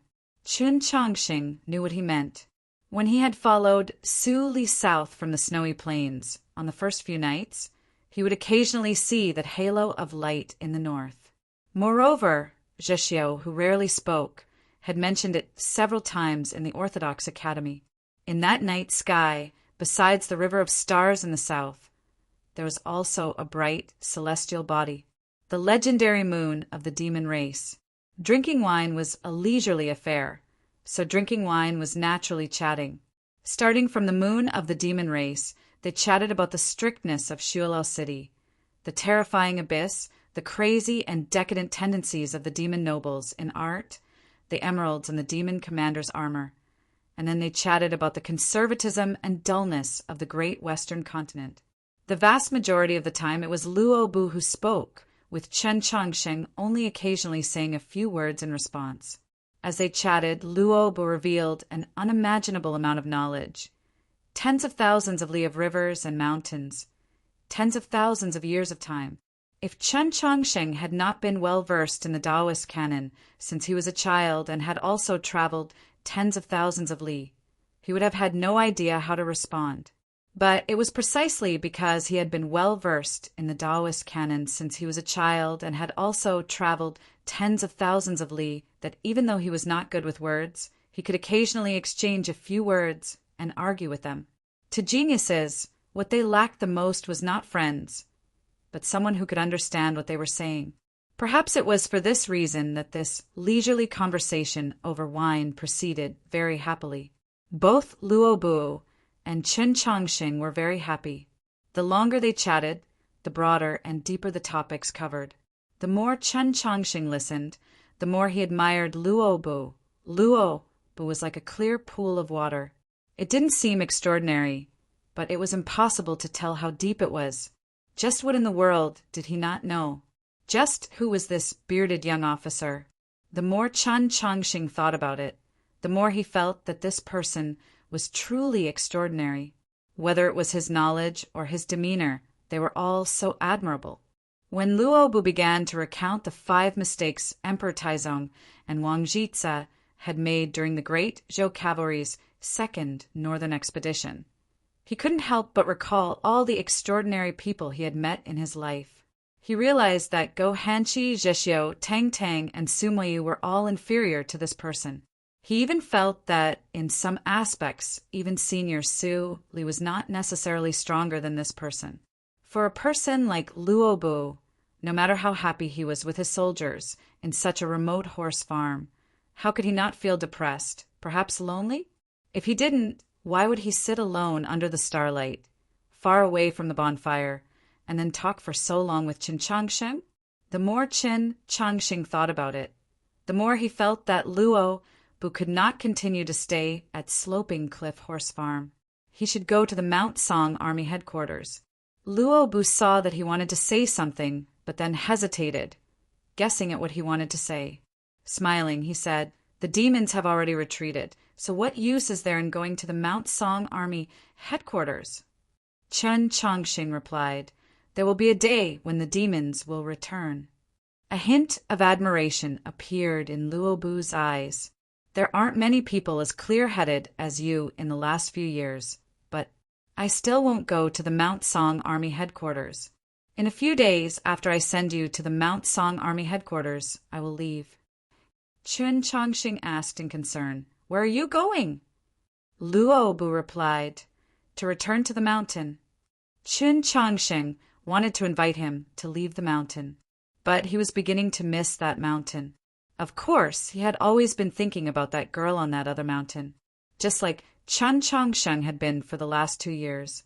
The emotion of longing was truly contagious. There was no need for words, no need for glances. The stream bank fell silent once more. For a very long time the two did not speak. As they gazed at the faint remnants of the moon in the northern plains, they silently longed. After some time, Luobu turned his head and asked, "You also have a girl you like?"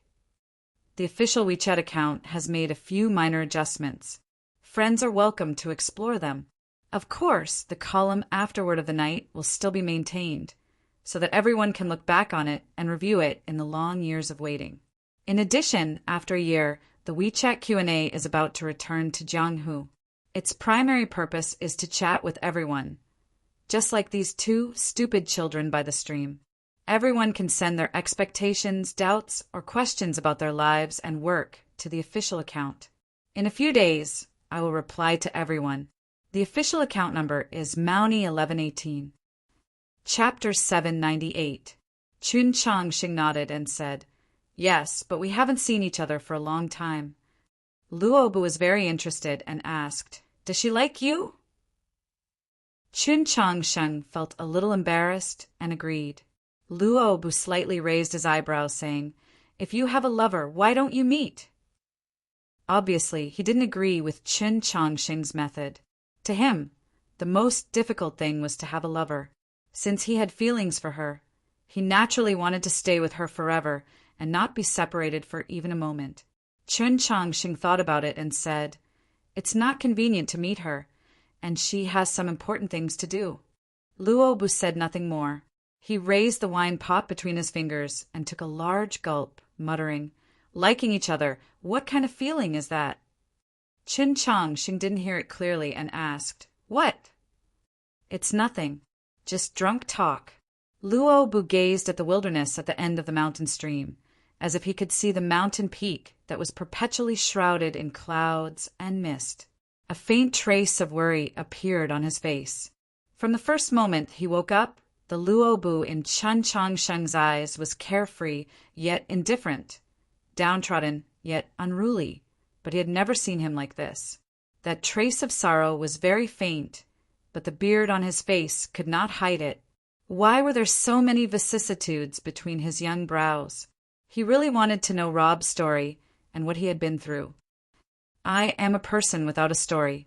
Luobu very quickly shook off that emotion and handed the wine pot over to Qin Changsheng, saying indifferently, "Because my life has been too smooth. Apart from the one time I encountered trouble when I was young, I've never had anything that I couldn't wish for." Qin Changsheng thought to himself, "Then why are you so worried?" But there are many things in this world that have nothing to do with your own efforts, such as the matters between men and women, or the matters of life and death. No matter how hard you struggle and grow, you can't be sure that you can defeat the other, because these two relationships require a response. Luo Bu pointed to the sky full of stars and said, "You tell the starry sky that you don't want to return, but the starry sky doesn't respond to you. You will grow old and then die. You tell the girl that I like you, but even if you are the best, she just doesn't like you. What can you do then?" The starry sky and the lady would only look at you quietly. They might pity you or sympathize with you, but when would they ever change their minds? A starry sky that could change its color, shape, and laws that could only be an oil painting in Xiaolao City. A girl who would fall in love with him because of begging or hard work might also be a good girl, but unfortunately, she was not the girl he liked. What can you do? A simple sentence, but it made Qin Changsheng feel very sad. Perhaps it was because he had prayed countless times to the starry sky for forgiveness. He clumsily patted Rob's shoulder, trying to comfort him, but he didn't know what to say. The sky was filled with stars. The girl is far to the south. Thank God he didn't say anything. Luo Bu was still in a good mood when he returned to his study. In the past few years, he had always played the role of a teacher in the sect, even in front of disciples of the same generation. Moreover, with his knowledge, there were not many people who could make him talk so freely, except for his second, junior brother, and junior sister. Originally, he was prepared to find out the identity of that fellow, but for the sake of this conversation, no matter which force he was from, he would let him be. What was slightly regretful was that this guy's alcohol tolerance was too terrible, far inferior to his junior sister. Yes, who could compare to his junior sister? He stared at the now empty bookshelf in a daze for a very long time, a bitter smile appearing on his face. He shook his head, dispelling these thoughts, and began to tidy up his study in preparation for his departure. He had not deceived that fellow. He really was preparing to leave and return to the mountain. At this moment, he noticed that the secret mark on his desk had changed from when he had left, and knew that someone had been here. He took a letter from a hidden box on his desk. This was a letter sent from home. The letter described a few major events that had recently occurred. It was extremely detailed, even more complete than the highest level of military documents. His gaze slowly moved over the letter, his sword-like brows gradually rising as if he wanted to chop off the beard on his face. His gaze also grew colder and colder. It turned out that on that night, besides Ning Shiwei, Zhu Yi, and Tian Haizhani, there had also been people from the Tang clan. These people had all died because they had gone to steal those mysterious cinnabar pills.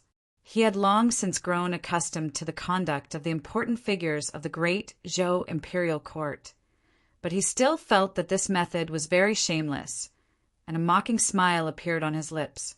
What crime was there in seeking one's own death? He continued to read the letter, and then he saw the demon lord's name. His expression turned rather solemn. Finally, he saw Qin Changsheng's name. His expression became abnormally solemn, and the hand holding the letter went stiff. He raised his head to look out the window. He didn't know if it was the stream or that small house that was forever stewing meat.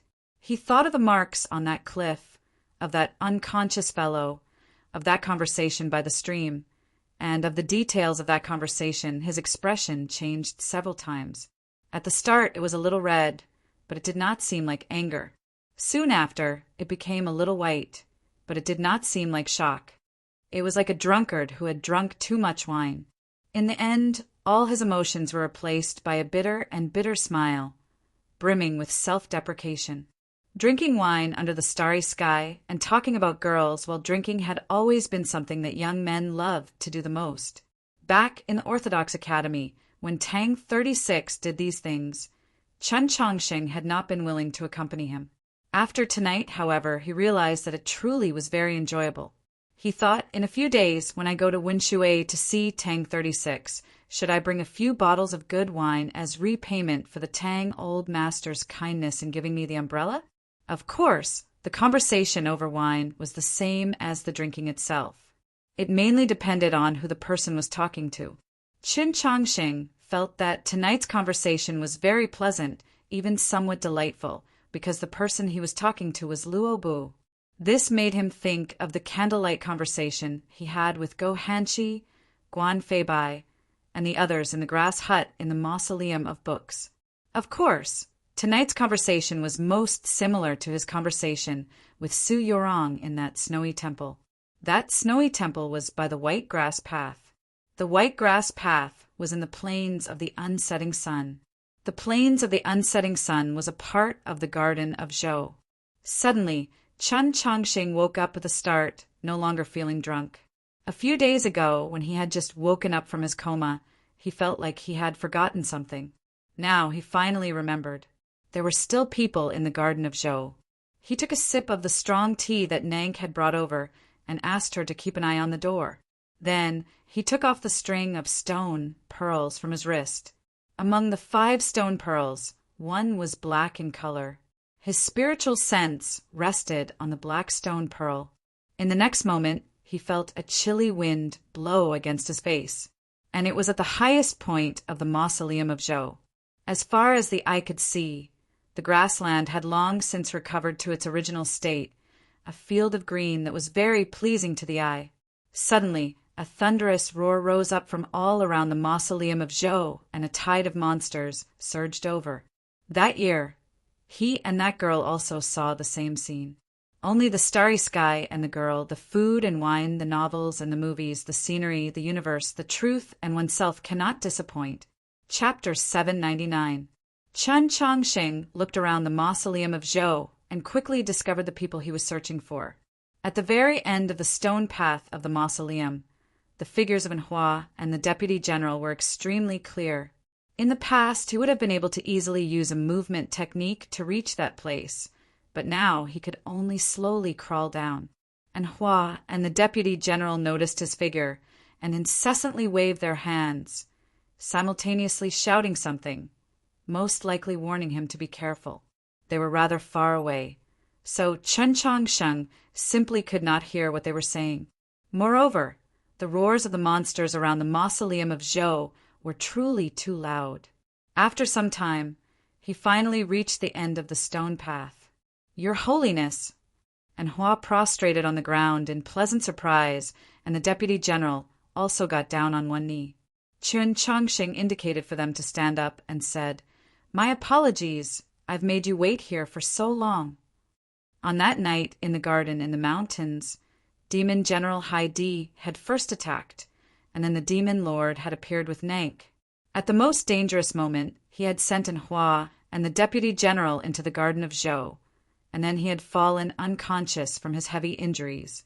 When he woke up, he did not remember anything.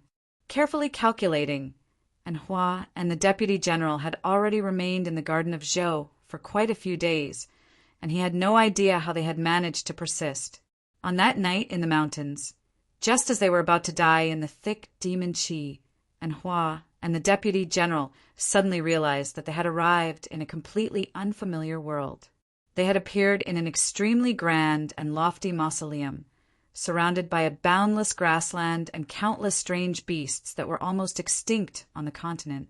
If they had been able to walk around this world, they might have realized that this was the legendary Garden of Zhou. However, when the monsters discovered their existence, they surrounded the Mausoleum of Zhou, making it impossible for them to leave. Fortunately, Anhua had brought some rations with her, and as a member of the 13 divisions of Radiant Green, she was skilled in the sacred light technique. As a result, the injuries of the Deputy General did not worsen, and instead gradually improved.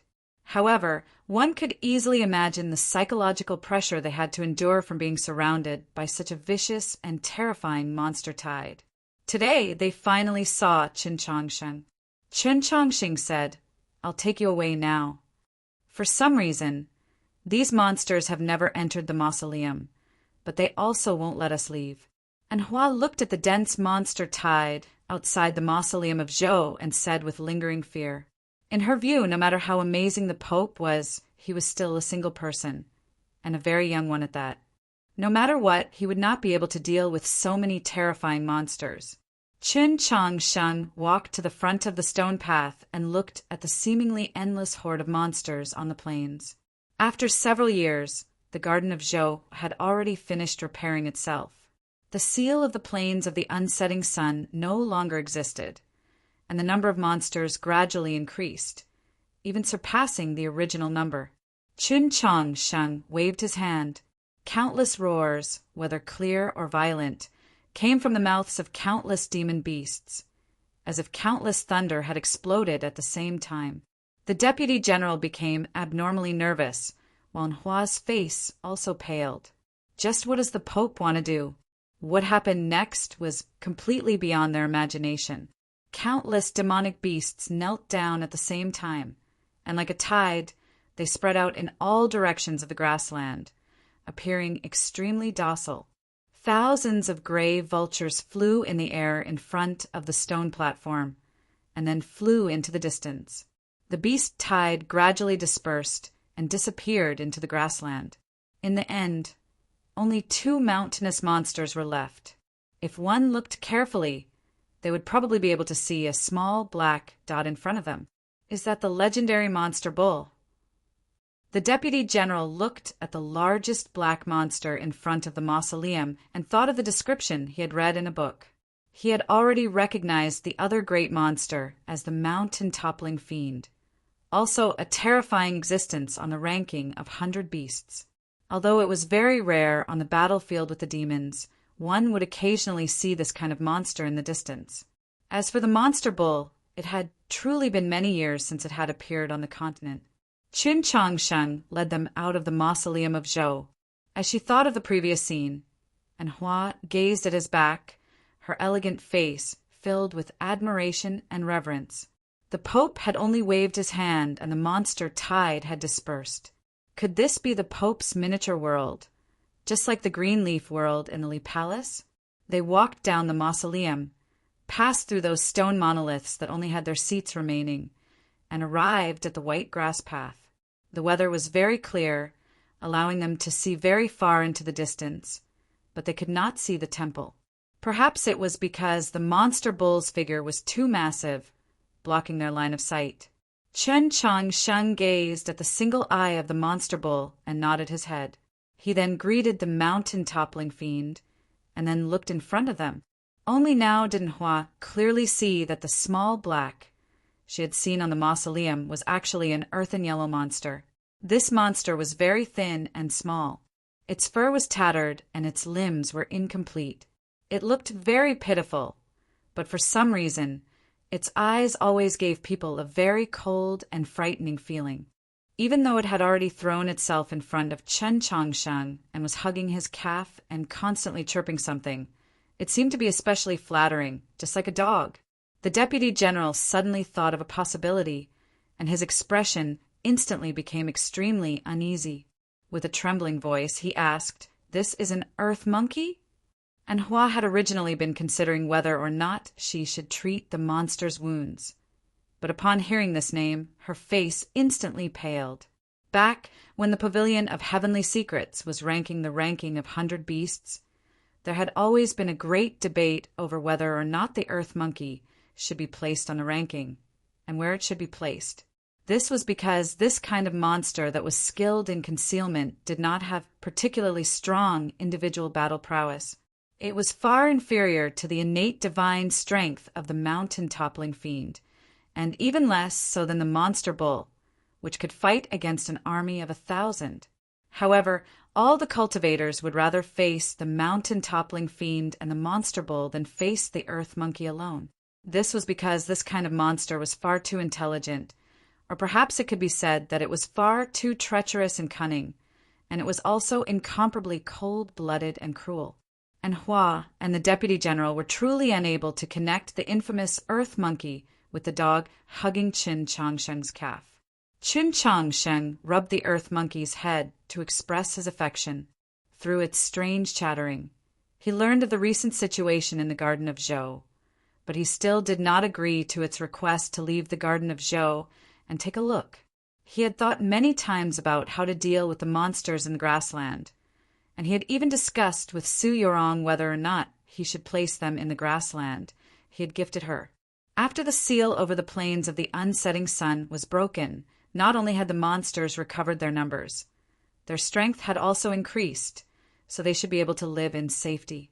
However, the monster bull, mountain-toppling fiend, and the other monsters had long since grown accustomed to life in the Garden of Zhou. They knew that the outside world was incomparably dangerous, so they had no intention of leaving.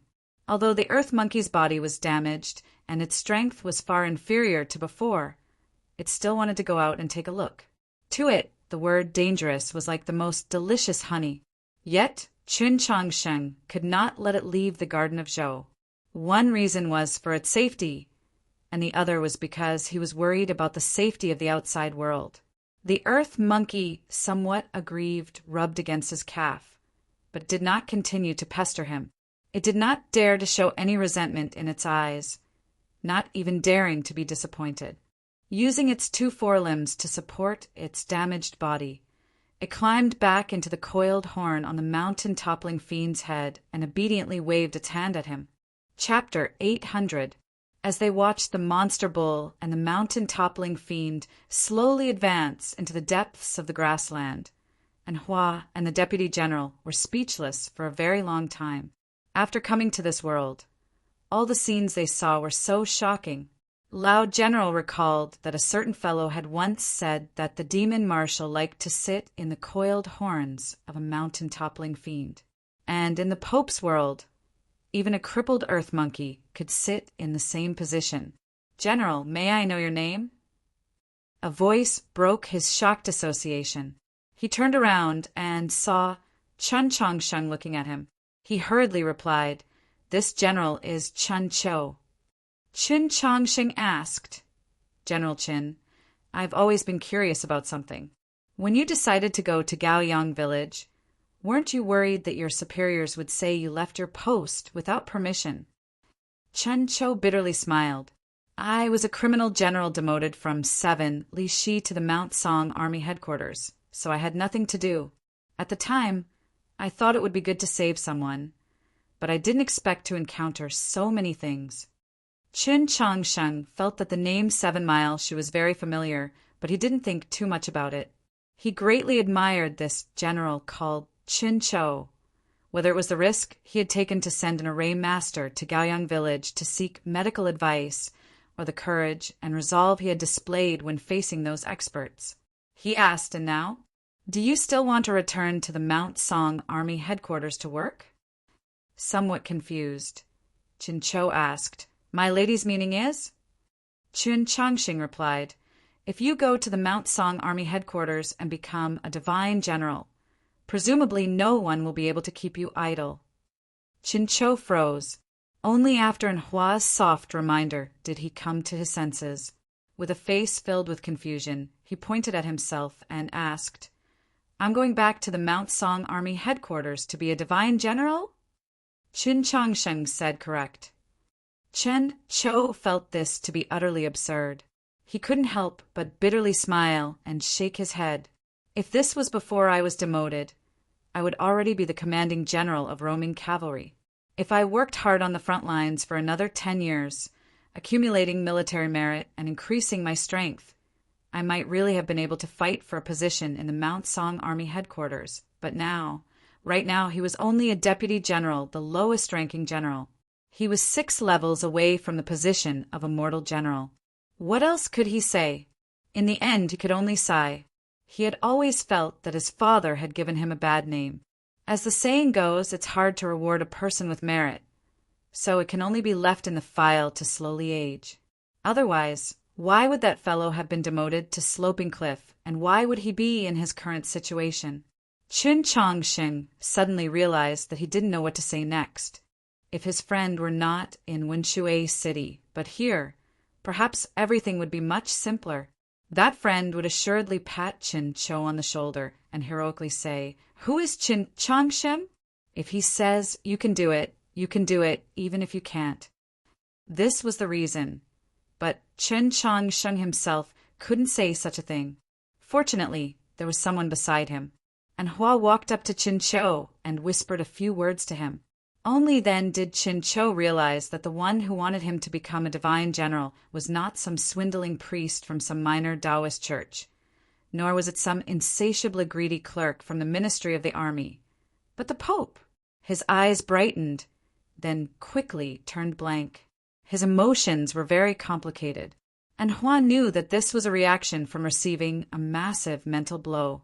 Smiling and shaking her head, she ignored him and walked back to Chin Changsheng.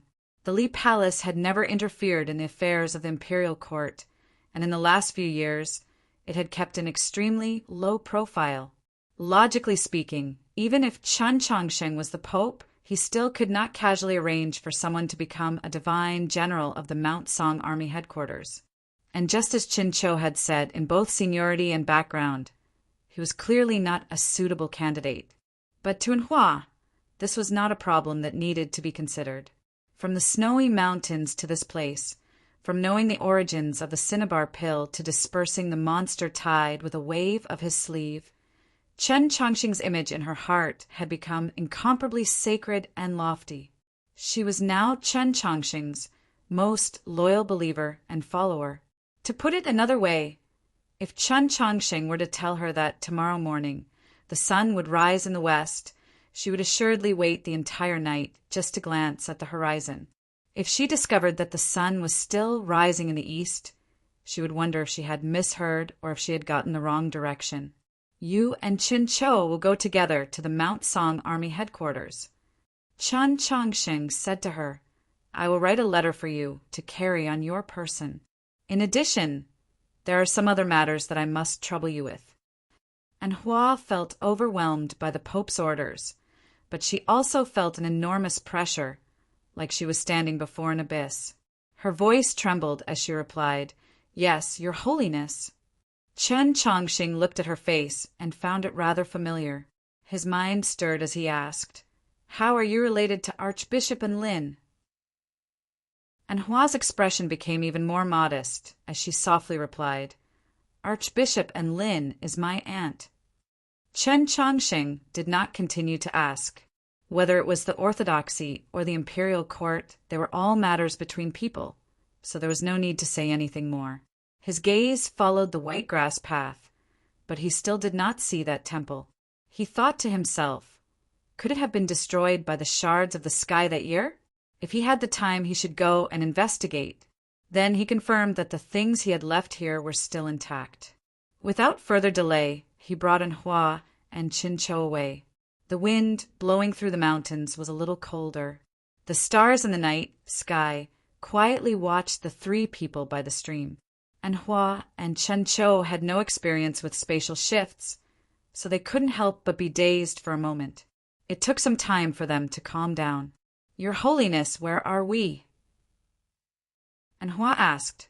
Chen Changsheng replied, "Sloping Cliff Horse Farm. That road leads to the Mount Song Army headquarters. There's a horse station 24 li away. I'll have to trouble you a little." Hearing the words, Sloping Cliff Horse Farm, Chin Chao's expression changed. He turned to the barracks behind him that occasionally had lights, thinking, could that fellow really be here? At this moment, Anhua finally could not help but ask, "Your Holiness, the world to which Your Holiness rescued us, where is it?" Chin Cho also could not help but look at him. He wanted to know the answer, but he was also rather nervous. Chin Changxing thought it over, then said, "Your guess is correct. That place is the Garden of Zhou, and that mausoleum is the Mausoleum of Zhou." Having obtained the answer they most wanted to know, and confirmed that they had stayed in that legendary place for a few days, Anhua and Chin Cho felt their minds ripple, and they felt very satisfied. There was no more reason to stay, so they had to part ways. "Your Holiness, please take care of your body for the sake of all the believers in the world." As he watched those two figures vanish into the darkness, Qin Chongqing fell silent for a very long time. In the few years after leaving the capital, he had done many things, but it was only tonight when he asked Hua and Chen Chou to do those two things that was the true beginning. In the last few years, he had followed his martial uncle, the Pope's arrangements, and followed the agreement he had reached in the Orthodox Academy on that snowy night. He had always concealed his identity and walked the world, silently improving himself. But it seemed that his master and many other people did not believe in his silence. Silence, silence. No matter how silent he was still the Pope. He already possessed the unconditional trust and loyalty of countless believers in the world, just like in Hua. Then he should unconditionally assume the responsibility he should assume. In the name of His Holiness, the Pope. Chapter 801. Taoism was the state religion of the Zhou dynasty, but it was not only the state religion of the Zhou dynasty. Long before the Zhou dynasty was founded, Taoism was the state religion of many dynasties. The Pope was the wielder of divine authority in the Orthodoxy, the ruler of all believers in the world. From a certain perspective, he possessed a status even higher than a sovereign. How did one become a good pope? Qin Chongqing was well versed in the Taoist canon and had seen the deeds of countless previous popes. But this sort of thing was impossible to learn. Perhaps it was precisely for this reason that his martial uncle the Pope had never taught him how to act, only attempting to influence him through his words and actions. For example, prioritizing the world, hiding one's strength and biding one's time, being prudent and prudent, not caring about temporary gains and losses, not caring about the reputation of the world, and only caring about the people. After leaving the capital, he headed directly to the north like many other young cultivators. He wanted to exert himself on the battlefield. However, the facts proved that this was of no use at all. On the contrary, it was easy for the front lines to fall into chaos and the morale of the army to waver. He then began to use his medical skills to save people and refine the cinnabar pill. He had indeed saved many people, but it was still not enough. Wang Jitze had mentioned in his notebook that positions were relative. In different positions, one would naturally have to choose different ways of doing things. He was currently the Pope. If he wanted to contribute to the world, he could not act like a swordsman or a doctor. He had to use different methods. Su Li felt it beneath him to associate with this dark and decaying world, to look at it with disdain. If the mortal dust stained his body, he would slash it with his sword. The Tianhai Divine Empress, on the other hand, used even darker and crueler methods to suppress it, attempting to completely disperse that stale air. His martial uncle, the Pope's methods were even gentler and more conservative. From Qin Chongqing's point of view, these methods were all wrong. It was impossible for him to be like his martial uncle, constantly conceding for the sake of the greater good, willing to sacrifice himself. He was also not like Senior Su Li, who was so alienated from the world. Although this world did not treat him kindly, he still liked this world and the people that lived in it. Of course, it was even more impossible for him to do what the Tianhai Divine Empress had done. Back when he had read Wang Jitze's notebook in the Lingyan Pavilion, he had already given up on any hope of having the world dance to his tune. His method or what he wanted to do was actually very simple. Since he didn't want to hand over the world to those rotten and boring people, he should stand up. Just like the spring breeze had turned the Jiangnan shore green, just like wildflowers had bloomed all over the hillside. Just like that, it was open, and above board, it was announced to the world. If he was alone, it would be very difficult. Fortunately, he had many people of the same age. It would be great if that guy was willing to join them. Unfortunately, why wasn't he willing to come out of seclusion? Qin Chongqing looked at the distant room that was still brightly lit. He didn't know what Luobu was thinking at this moment. The demons truly had retreated without any traps or holding anything back. From the northern reaches of Tianliang County to the western foothills of Mount Han in a radius of around 2,000 li, not a single demon could be seen. Only 2 groups of wolf cavalry remained on the banks of the Lahu River, most likely used to monitor the movements of the human army. Many people were still rather confused as to why the demons had retreated, but no matter how one looked at it, this was a victory for the human race. The Tensum army headquarters and even more strongholds in the snowy plains of the north began to celebrate, their faces brimming with relaxed smiles as if they were celebrating a festival. The mood in the Mount Song army headquarters was different from other places. It was tense and oppressive, the two sides of the main street packed with people. Whether it was soldiers, merchants, or the few ordinary people, all of them had worry and unease written all over their faces. They were not gathered here to celebrate the retreat of the demon army, but to wait for the results of an interrogation. In the past few days, many carriages had entered the Mount Song army headquarters. Some of these carriages came from Blue Pass and Snowhold Pass. Some came from Honcho City, and some even came from the distant capital.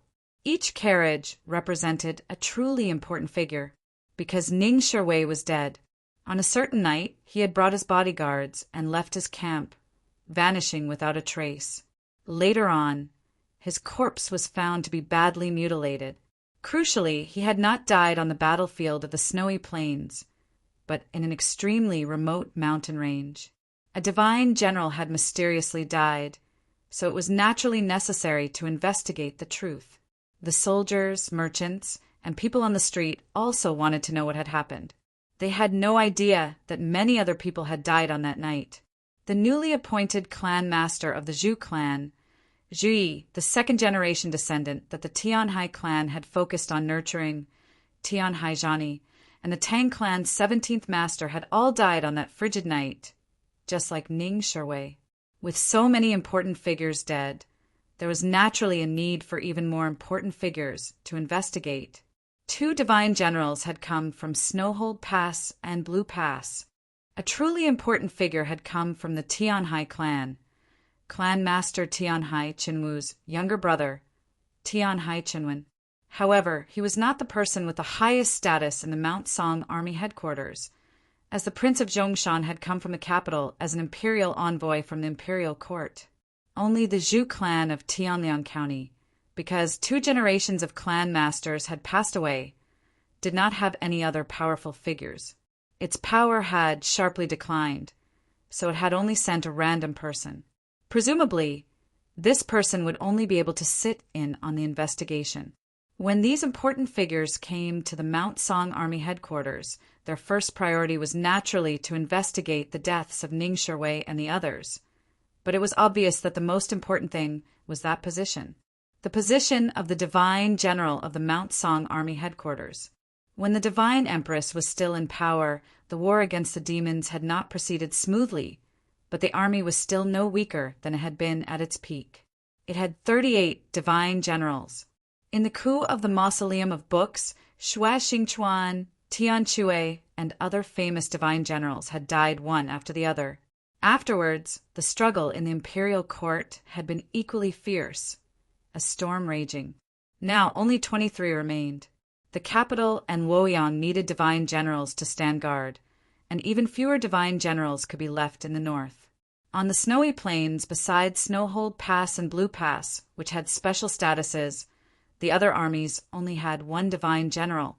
With Ning Shirwei's death, the position of divine general in the Mount Song army headquarters became vacant, and it was impossible to transfer divine generals from other armies. This meant that the imperial court needed a new divine general. To the great Zhou army and the imperial court, the divine general was the most crucial position. This was because divine generals had military authority. At crucial moments, they could even mobilize soldiers without orders. Regardless of why Ning Shirwei had died, now that a position had become vacant, a new divine general could be promoted. Whether it was the prince of Xiang's faction, the Tianhai clan, or any other faction in the court, none of them would miss this chance. In the depths of winter, snow did not fall on the Mount Song army headquarters, but the stronghold built on the mountain was densely covered in dark clouds, and the light of the day was very cold. It was just like the expressions on the faces of these important figures seated in the main hall of the army headquarters. The Prince of Zhongshan sat in the center. Just as the rumors said, his face exuded a ruthless aura. Tian Hai Chinwen and Divine General Jian, she from Snowhold Pass, sat to the right. The high official from the Grand Court of Revision, who had come with the Prince of Zhongshan and Divine General Cheng Tao from Blue Pass, sat to the left. Their camps were extremely clear, as were their standpoints. Otherwise, the mood in the main hall would not have been so oppressive, even somewhat gloomy. Divine General Cheng Tao looked at the commander of Gaoyang village, his complexion extremely unsightly. He yelled, "The commanding general has come to your camp, and you actually don't know anything?" Chapter 802. The commander of Gaoyang village knelt on the ground and kowtowed repeatedly. He didn't know what to say at all, because he really didn't know anything. An impatient expression appeared on the Prince of Zhongshan's face as he waved his hand to drive out the commander of Gaoyang village. The hall fell into silence again, and no one spoke for a long time. The palace had never given a clear decree, which meant that the venerable Taoist Shang Xingzhou had no bias in choosing the divine general of the Mount Song army, leaving it up to the various factions of the court to fight over it. The princes naturally wanted this position. It was said that even the Prince of Xiang, who had been in seclusion for more than a year in order to break into the divine domain, had made an exception and spoken. The Tian Hai family was currently in a rather awkward situation. Although they had tried very hard to stabilize their position through their relationship with His Majesty, they could not go too far in order to avoid incurring the displeasure of the venerable Lord Taishan. Seeing that they were gradually being oppressed in the court, they could not let go of this opportunity. Everyone wanted to fight for this position, and no one wanted to be the first to speak. Moreover, what made them feel somewhat uneasy was that the Tang's 17th master had clearly died in the snowy mountains. So why had no one from the Tang clan come this time? If the Tang clan wanted to use this matter to cause trouble for the position of commander of the Mount Song Army headquarters, given the relationship between the Tang clan and the palace, none of the people present had the confidence to contend against them. There are some things that everyone is well aware of, but we still have to go through the necessary procedures. The imperial court still needs to maintain its image. The impatience on Zhongwang Shan's face grew stronger and stronger. Ignoring the crowd, he signaled for the deputy of the Supreme Court to continue the trial. The deputy of the Supreme Court glanced at the dossier and was suddenly surprised. There were still people alive that night. Everyone in the hall was rather surprised at these words. Didn't the demon lord kill everyone? The Prince of Zhongshan was also interested, asking, why was it never mentioned before? The deputy of the Supreme Court read the file again and confirmed that he didn't read it wrong. He explained in a low voice, according to those two, they were affected by the battle and fainted. They only woke up a few days ago and crossed the mountains to return, so no one knows that they are still alive. The Prince of Zhongshan arched his brows and said, Interesting, bring him in for questioning. A moment later, a woman wearing the ceremonial robes of the 13 divisions of Radiant Green and a middle-aged man wearing a military uniform arrived. They were Hua and Chin Chou, who had returned to the Mount Song Army headquarters from Sloping Cliff Horse Farm. State your identity. The teacher of the 13 divisions of Radiant Green and Hua. Deputy General Chin Chou of the Mount Song Army headquarters. Hearing these two sentences, it was obvious that the atmosphere in the main hall became more relaxed. To these powerful figures, a minor deputy general was truly not worth mentioning. Perhaps because of her relationship with the Li Palace, dealing with Hua might be somewhat more troublesome, but it was not a major issue. In short, it was fine as long as it was not someone they could not control that they did not want to see. Tell me what you saw that night. Tell me honestly and honestly. Don't lie. The Prince of Zhongshan impassively said to them, In the records, the two of you should have been dead, but now you've returned alive. If there is a problem with the fact that the two of you survived, then this prince does not mind having the two of you die again. Seeing the cold gazes of these important figures, Chun Cho felt like he had returned to that cold night when he was surrounded by the demon wolf cavalry. He knew very well that what he was about to say would offend these important figures. It could even be said that he would offend the entire imperial court. But since he had promised the other party, he had to do it, because he was a soldier of the great Zhou dynasty. He took a deep breath and was about to step forward to reply. However, someone was faster than him, and Hua stood in front of him. Looking at the Prince of Zhongshan, Tian Haichenwen, and the other important figures, she said, "In the autumn of the 3rd year of the new empire, General Chun Cho and I took a young array master on the verge of death to Gaoyang village. We received a message saying that the master of the cinnabar pill might be there."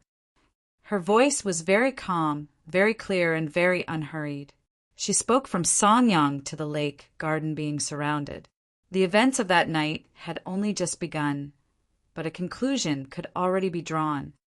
Zhu Yi, Ning Shiwei, and Tian Haizhani died because they wanted to plot against the master of the cinnabar pill and seize the cinnabar pill.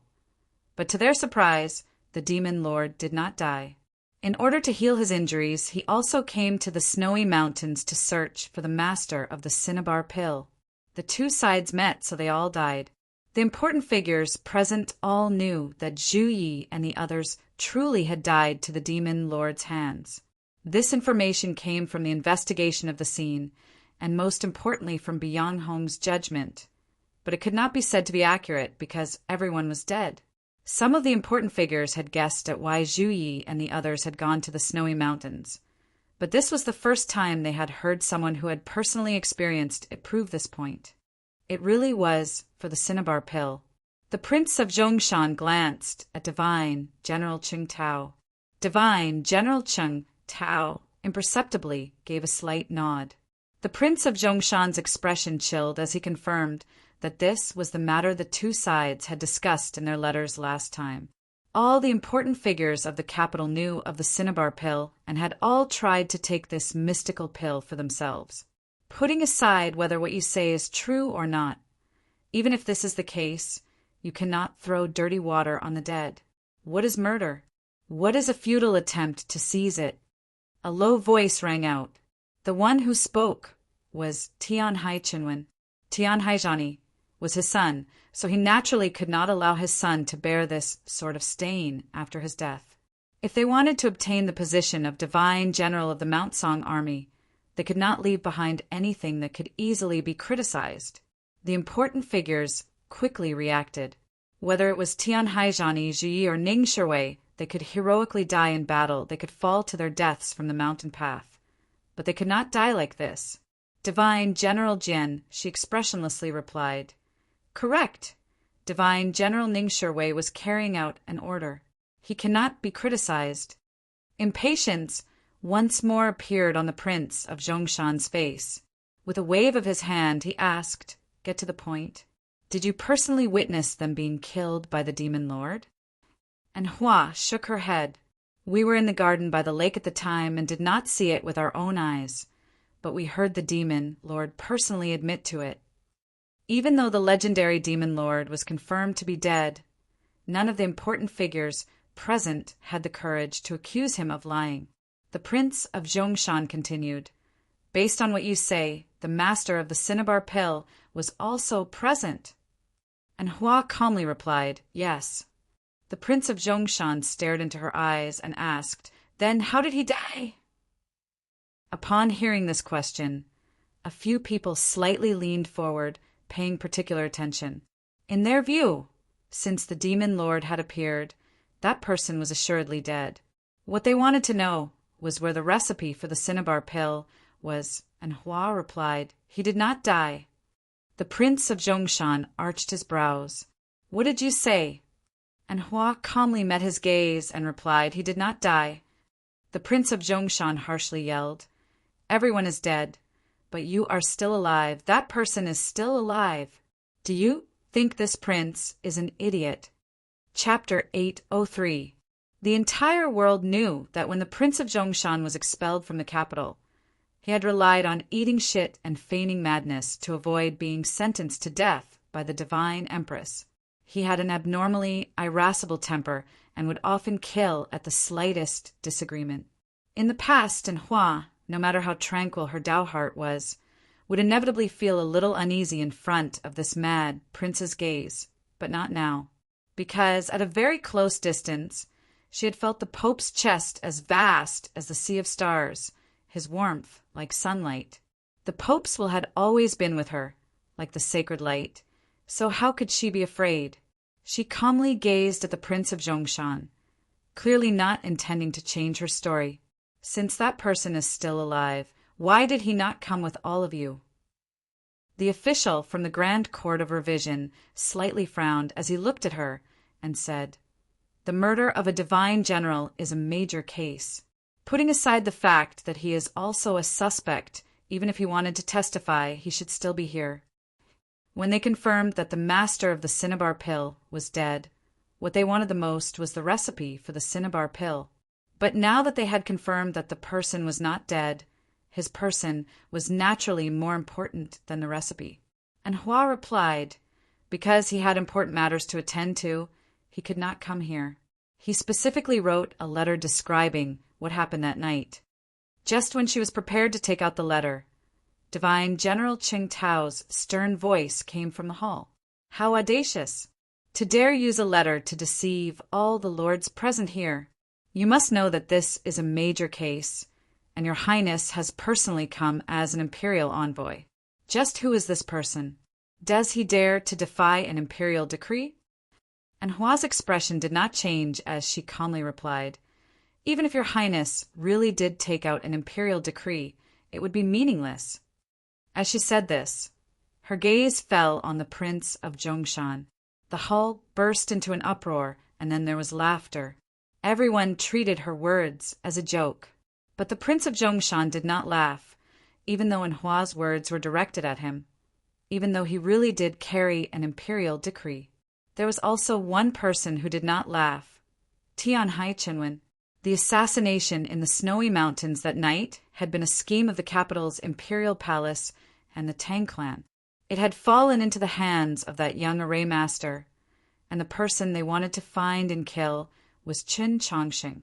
This assassination plot was extremely secretive.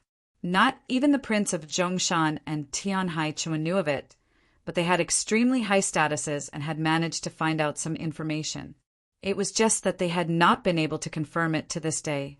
When they saw in Hua's calm expression, they could not help but feel a little surprised, thinking, could it really be like this? The Chancellor of the Grand Court of Revision mocked in Hua. Based on your meaning, could that person be His Holiness the Pope? Not bad. And Hua took out the letter and looked at the important figures in the hall. This is a letter personally written by His Holiness the Pope. Which lord will come to receive it? What, a personal letter from the Pope? That person was the Pope? The Supreme Court Chancellor thought he had misheard. After a moment, he came to his senses and almost fainted. The others weren't any better. They sat in their chairs like statues, unable to move or make a sound. A moment ago, the entire hall was in an uproar. Now the entire hall was silent, and the hall became abnormally quiet. The incomparably long silence made everyone feel incomparably depressed. Everyone looked at each other, their eyes filled with shock. After an unknown amount of time, someone finally spoke. Tian Haichinwen's voice was still very low, but if one listened carefully, they would probably be able to detect a faintly discernible meaning. You're saying that the cinnabar pill was refined by His Holiness the Pope? And Hua replied, correct. Tian Haichinwen asked no more questions. He seemed to casually glance at the Chancellor of the Grand Court of Revision. These important figures were accustomed to the ups and downs of officialdom, to life and death in the imperial court. They were all experienced and far-sighted individuals, so they very quickly reacted. The Chancellor of the Grand Court of Revision slapped the table and stared into Hua's eyes. He coldly said, truly absurd. His Holiness the Pope is the master of the Li Palace, shouldering the hopes of the millions of believers of the Orthodoxy. His benevolence and righteousness are matchless. If the cinnabar pill really did come from His Holiness the Pope, His Holiness would assuredly have given the recipe to the Orthodoxy or the imperial court a long time ago for mass production. How could His Holiness disregard the wretched state of the dying soldiers on the front lines and only provide one bottle every month? He is a scoundrel who deceives the world and uses treasures to threaten the imperial court. Upon hearing these words, Divine General Qing Tao, who had been alarmed by his rudely insulting His Holiness the Pope, felt much more at ease.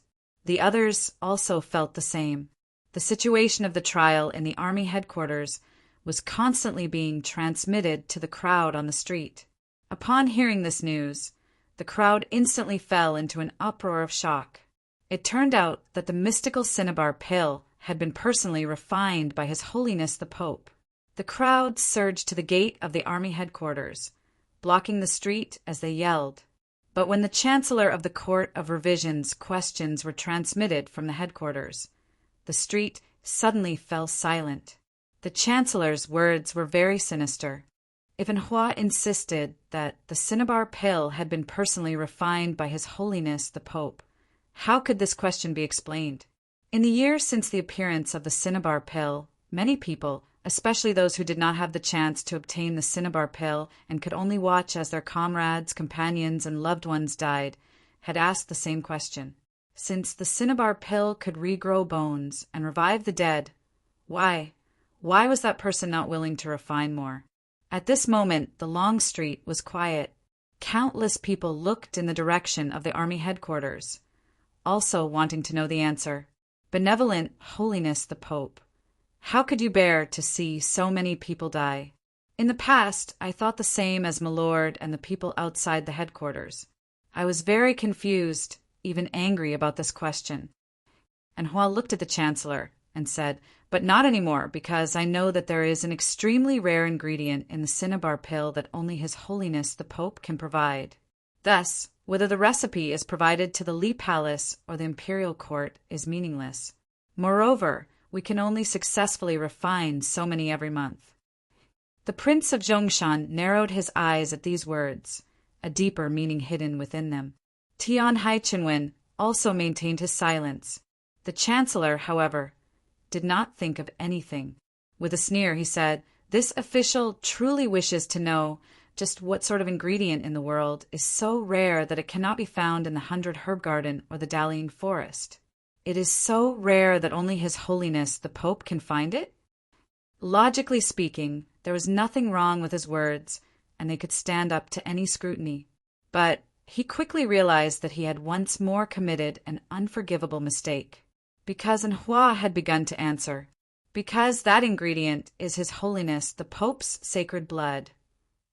An expression of pride and glory appeared on her face as her bright voice resounded both inside and outside the army headquarters, falling into the ears of countless people.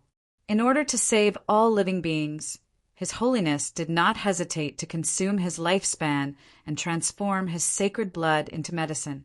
This is the cinnabar pill. Whether it was in the Mount Song Army headquarters or on the streets outside, countless gasps and gasps of shock could be heard. And then all sound vanished. The streets and the army headquarters were quiet.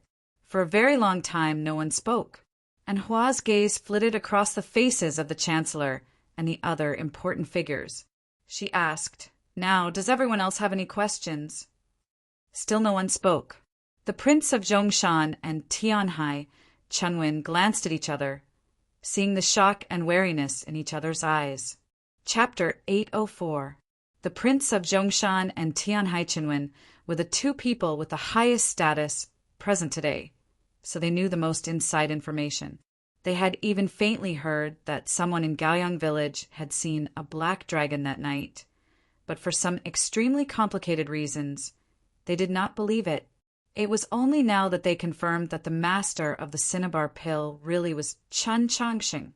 Now that they thought about it, someone had naturally concealed the true circumstances of that night, or perhaps misled them. In the entire world, who could simultaneously deceive the princes of the Qin clan and the Tianhai clan? It was naturally the venerable master of the Taoist, Shang Xingzhou, residing deep in the palace. As it turned out, Shang Xingzhou had set up a killing trap for his student that night, Zhu Yi Ningshirwei, and the others were just blades, just a few pitiful blades of grass by a surging flood. But probably not even Shang Xingzhou had expected that his good student had not died. Since Chen Chongqing had not died, many people would die. Even if Zhu Yi Ningshirwei and the others were already dead, they would probably die again, let alone those who were still alive. The official from the Grand Court of Revision had an extremely nasty expression. He walked up to Anhua and took the letter with both hands, his voice trembling as he asked, "Does Your Holiness the Pope have any orders?" Anhua replied, "In the letter, His Holiness the Pope says that Zhu Yi Ningshirwei and the others are conspirators. The specific crimes are to be dealt with by the imperial court." The official breathed a sigh of relief at these words. He thought to himself, it's still a little easier to deal with people who are already dead. And Hua continued, "His Holiness also wants me to ask how the army selects talents." She was only an ordinary teacher of the 13 divisions of Radiant Green, but she was asking questions on behalf of the Pope. Divine Generals Cheng Tao and Jian, she came from the 2 most important armies of the Great Zhou and could be said to represent the Great Zhou army. So this question was naturally directed at them. Cheng Tao and Jian, she did not dare to sit still. They stood up, slightly lowered their heads, and silently and respectfully listened. And Hua turned her gaze to the other important personages. Tian Haichenwen gave a self-deprecating laugh as he used his hands to support himself on the armrests of his chair and slowly stood up. He seemed particularly exhausted. The Prince of Zhongshan was an imperial envoy and had an imperial decree on him, so he did not need to stand. However, his expression was still rather solemn. His Holiness said that he is very disappointed of the current Great Zhou. And Hua's voice was still very calm. From the northern frontier to the imperial court, from the divine generals to the noble clans, it is all rotten to the core. His words were forceful and high-pitched. If it had been an ordinary citizen, these words would have been a complaint, but the one saying these words was the Pope, so they naturally carried a completely different meaning. The Prince of Zhongshan and Tianhai Chenwen once more stared at each other, the wariness in their eyes growing thicker and thicker. The Pope naturally had the right to say these words, and he could even rain down curses on everyone except the Emperor. But this matter involved politics.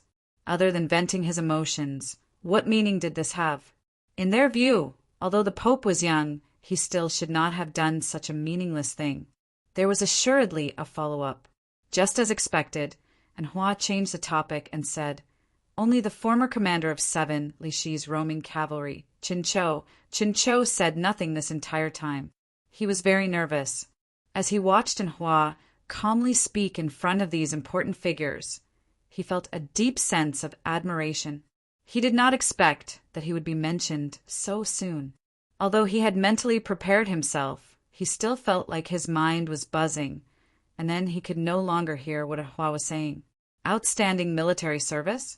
All right, he had indeed made a lot of contributions when he was with that fellow at 7 Lishi, but wasn't it all suppressed by the military headquarters? Loving soldiers like their own children, undressing them and pushing them to eat them? All right, although I truly do get along well with my subordinates, how could I let them have wine and meat? Extremely virtuous? All right, I truly did not hesitate to violate military discipline and leave the Mount Song Army headquarters to save that young array master. But Your Holiness should understand, wasn't that just falling into the enemy's trap? Chen Chou finally came to his senses, just in time to hear Hua's last few words. His Holiness believes that only a soldier like General Qin Chou can shoulder the heavy responsibility of defeating the demons. And Hua looked at the important figures in the hall as she spoke. Divine Generals Cheng Tao and Jian, she had extremely nasty complexions, while Tian Haichenwen was even more shocked. He thought, it can't be right. He was prepared to interrupt Hua, but it was already too late.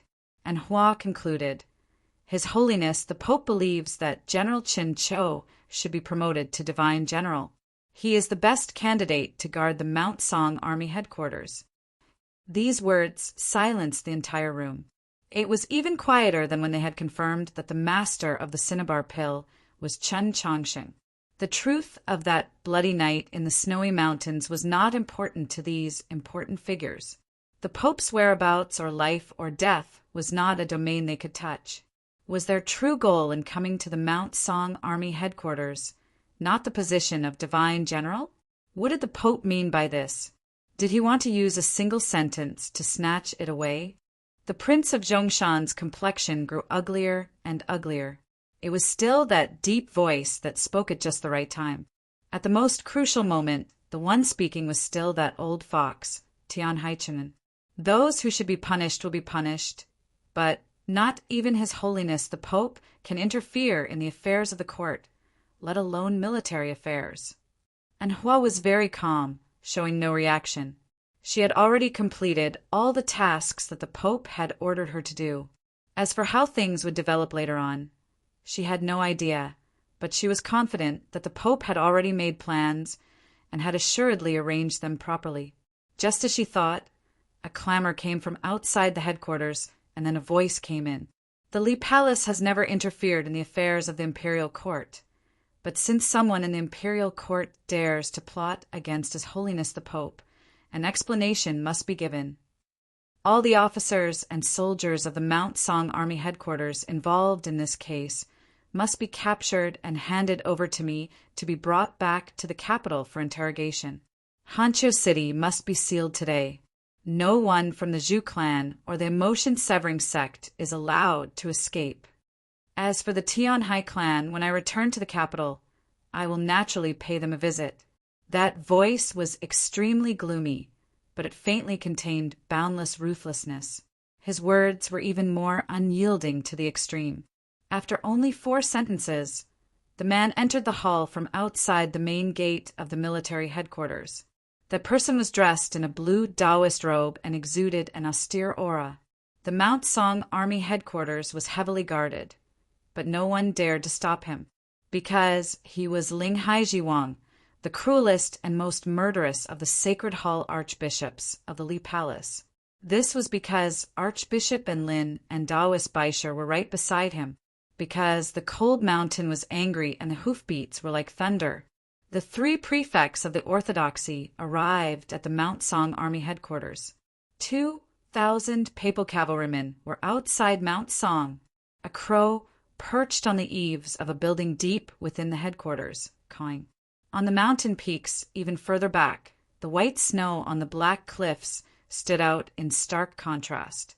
The cold winter wind howled, stirring up a few wisps of snow and ruffling the black feathers on its body.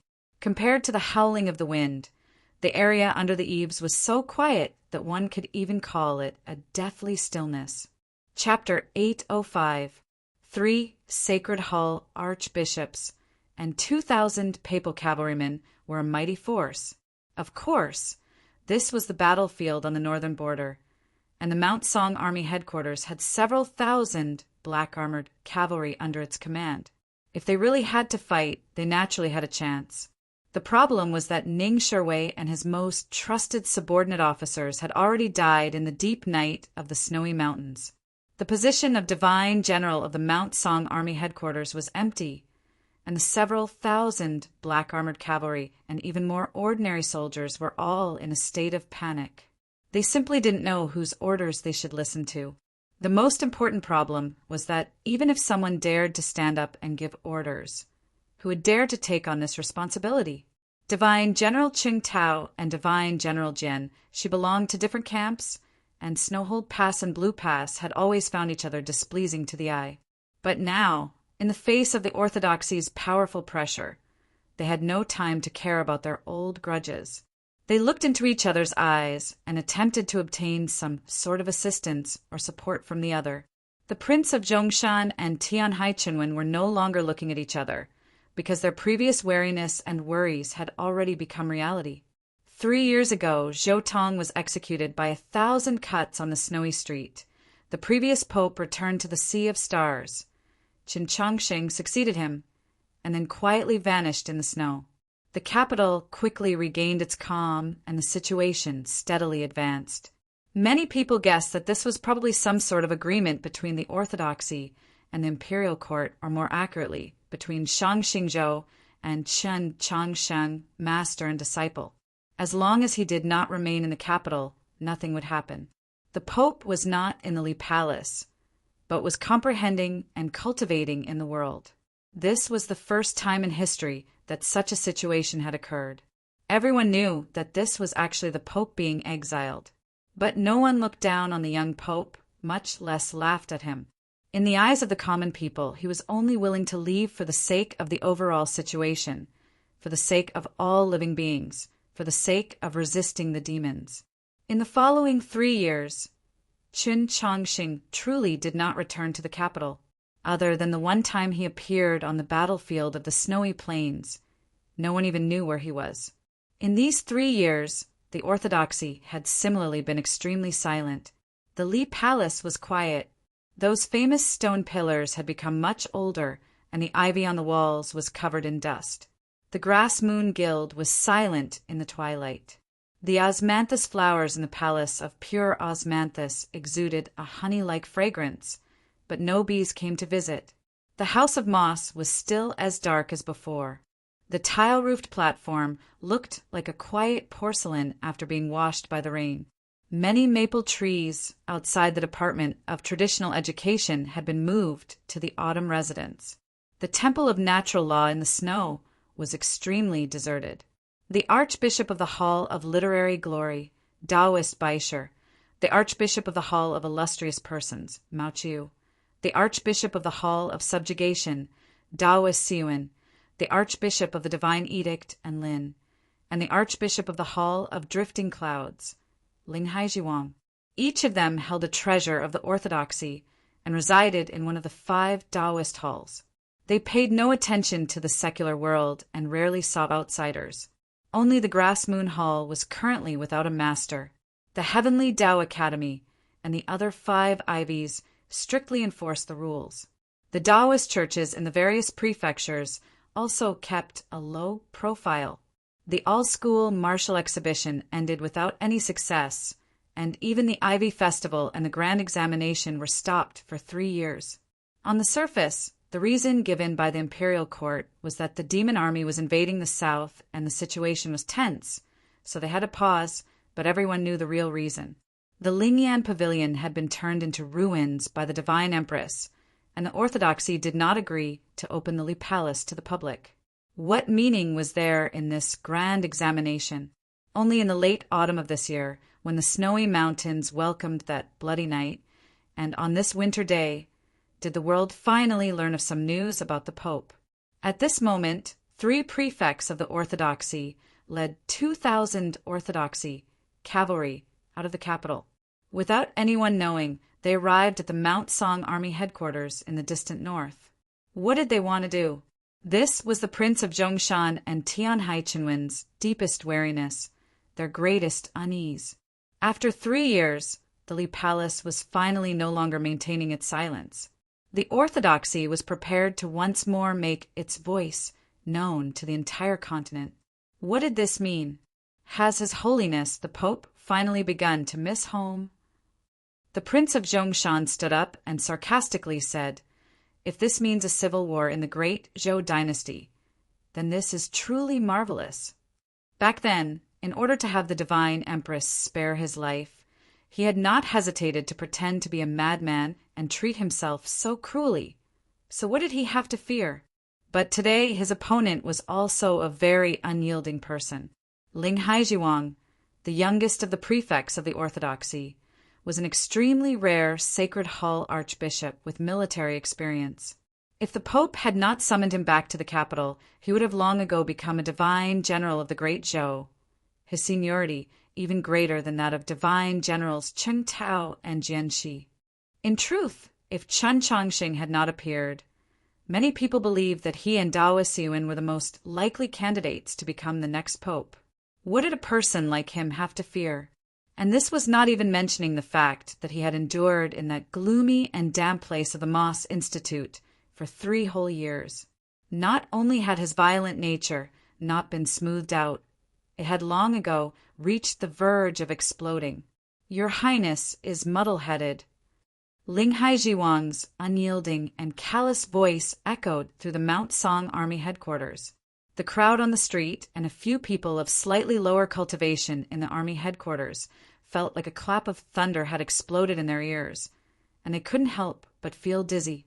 He stared into the Prince of Zhongshan's eyes and harshly said, "Should the orthodoxy not respond to the assassination of His Holiness the Pope?" The Prince of Zhongshan's gaze was extremely sharp. "Secretly mobilizing the orthodoxy cavalry to the northern border is your response?" "Correct." Ling Haijiwang raised his chin and proudly said, "Because I want to investigate this case." The assassination of the Pope was naturally a massive case. But how was this case to be investigated? It was the 4 sentences he had said before entering the Mount Song Army headquarters. The Tianhai clan would hand over the person. Not a single person from the Zhu clan or the emotion-severing sect would be able to escape. All the officers and soldiers of the Mount Song Army headquarters would be captured and brought back to the capital for the Li Palace to interrogate. The imperial court would have to give a clear explanation. If they really did as Ling Haijiwang demanded, the great Zhou would assuredly be thrown into turmoil. The Prince of Zhongshan remained unmoved. He impassively asked, "And if I agree to your 4 conditions?" The matter of the snowy mountains had nothing to do with him. Although he had once thought about seizing the cinnabar pill, he had not had the time to act. That is what the imperial court should do. Ling Haijiwang had no intention of backing down because of his words. He harshly said, "But before the Li Palace can clearly investigate this case, no one can think about becoming the commanding general of the Mount Song Army headquarters, because it might affect our investigation." Tian Haijiwang sighed and asked, "Unless His Holiness the Pope designates this person to do it?" He was naturally speaking of Qinzhou. The Prince of Zhongshan's complexion turned even nastier. Truly preposterous. Ling Haijiwang's face was expressionless, cold and detached, just like his voice. "The cinnabar pill is His Holiness the Pope's pity for all living beings. There are people in the court who are so daring as to scheme for this treasure, and even plot to harm His Holiness. Do you really think that you won't have to pay a single price? And even if you agree to these 4 conditions, what use is there? Would the Prince of Xiang dare to agree? I am currently trying to save up manuscripts. Once I reach 20,000 characters, I will write as many as I can every day. When the time comes, I should be able to write a little more." Chapter 806. Zhu Yi, Ning Shiwei, and Tian Haizhani had all died in the snowy mountains that night. In truth, no one knew what they had done, so it was probably impossible to use this to implicate those figures in the capital. However, what they wanted to do was no secret. Anyone could see that the orthodoxy's demand that the imperial court pay a corresponding price was very reasonable. "His Majesty is merciful, but my temper has always been bad. If you don't agree to my request, then this case will continue to be investigated." Ling Haijiwang took a step forward and stared into the Prince of Zhongshan's eyes. "Your Highness, it would be best if you carefully consider whether you can bear the burden." The Prince of Zhongshan's face was frosty, but he said nothing. He was keenly aware that no matter how long the Pope's assassination was investigated, it would be impossible to find the Prince of Xiang. However, the Zhu clan that had lost the protection of an expert of the divine domain might very well be exterminated. Putting aside the 1,000-year friendship between the Chun imperial clan and the Zhu clan, just the promise made to Zhu Luo was something that neither the Prince of Xiang nor he could allow to happen. Tian Haijiwang also maintained his silence. The crime of assassinating the Pope was far too great. If Tian Haizhani was stained with this crime, it would be difficult to wash his name clean. The current Tianhai clan was no longer the Tianhai clan of the past. If the Li Palace really did come with a thunderous momentum, the Tianhai clan truly would not be able to hold out. Actually, investigating the case this way was very unreasonable. The people involved were all dead. Other than Chen Chongsheng's letter and these two people, there was no other evidence. For the orthodoxy to meddle in the affairs of the court and want to arrange the position of divine general of the Mount Song army was also very much against the rules. But the orthodoxy had done it without the slightest concealment. Who asked that person to be the pope? Just as Ling Haizhuang had said, the imperial court had to pay a price. The question was this enough?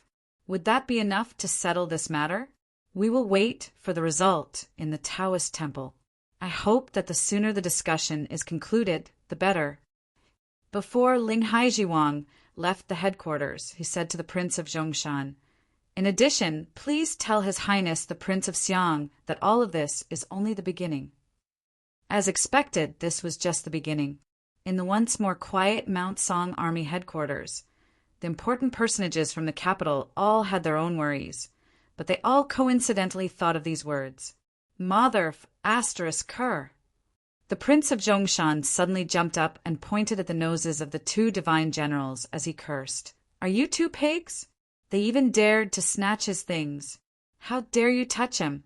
At this moment, a servant of the prince's mansion came to the door and coughed softly.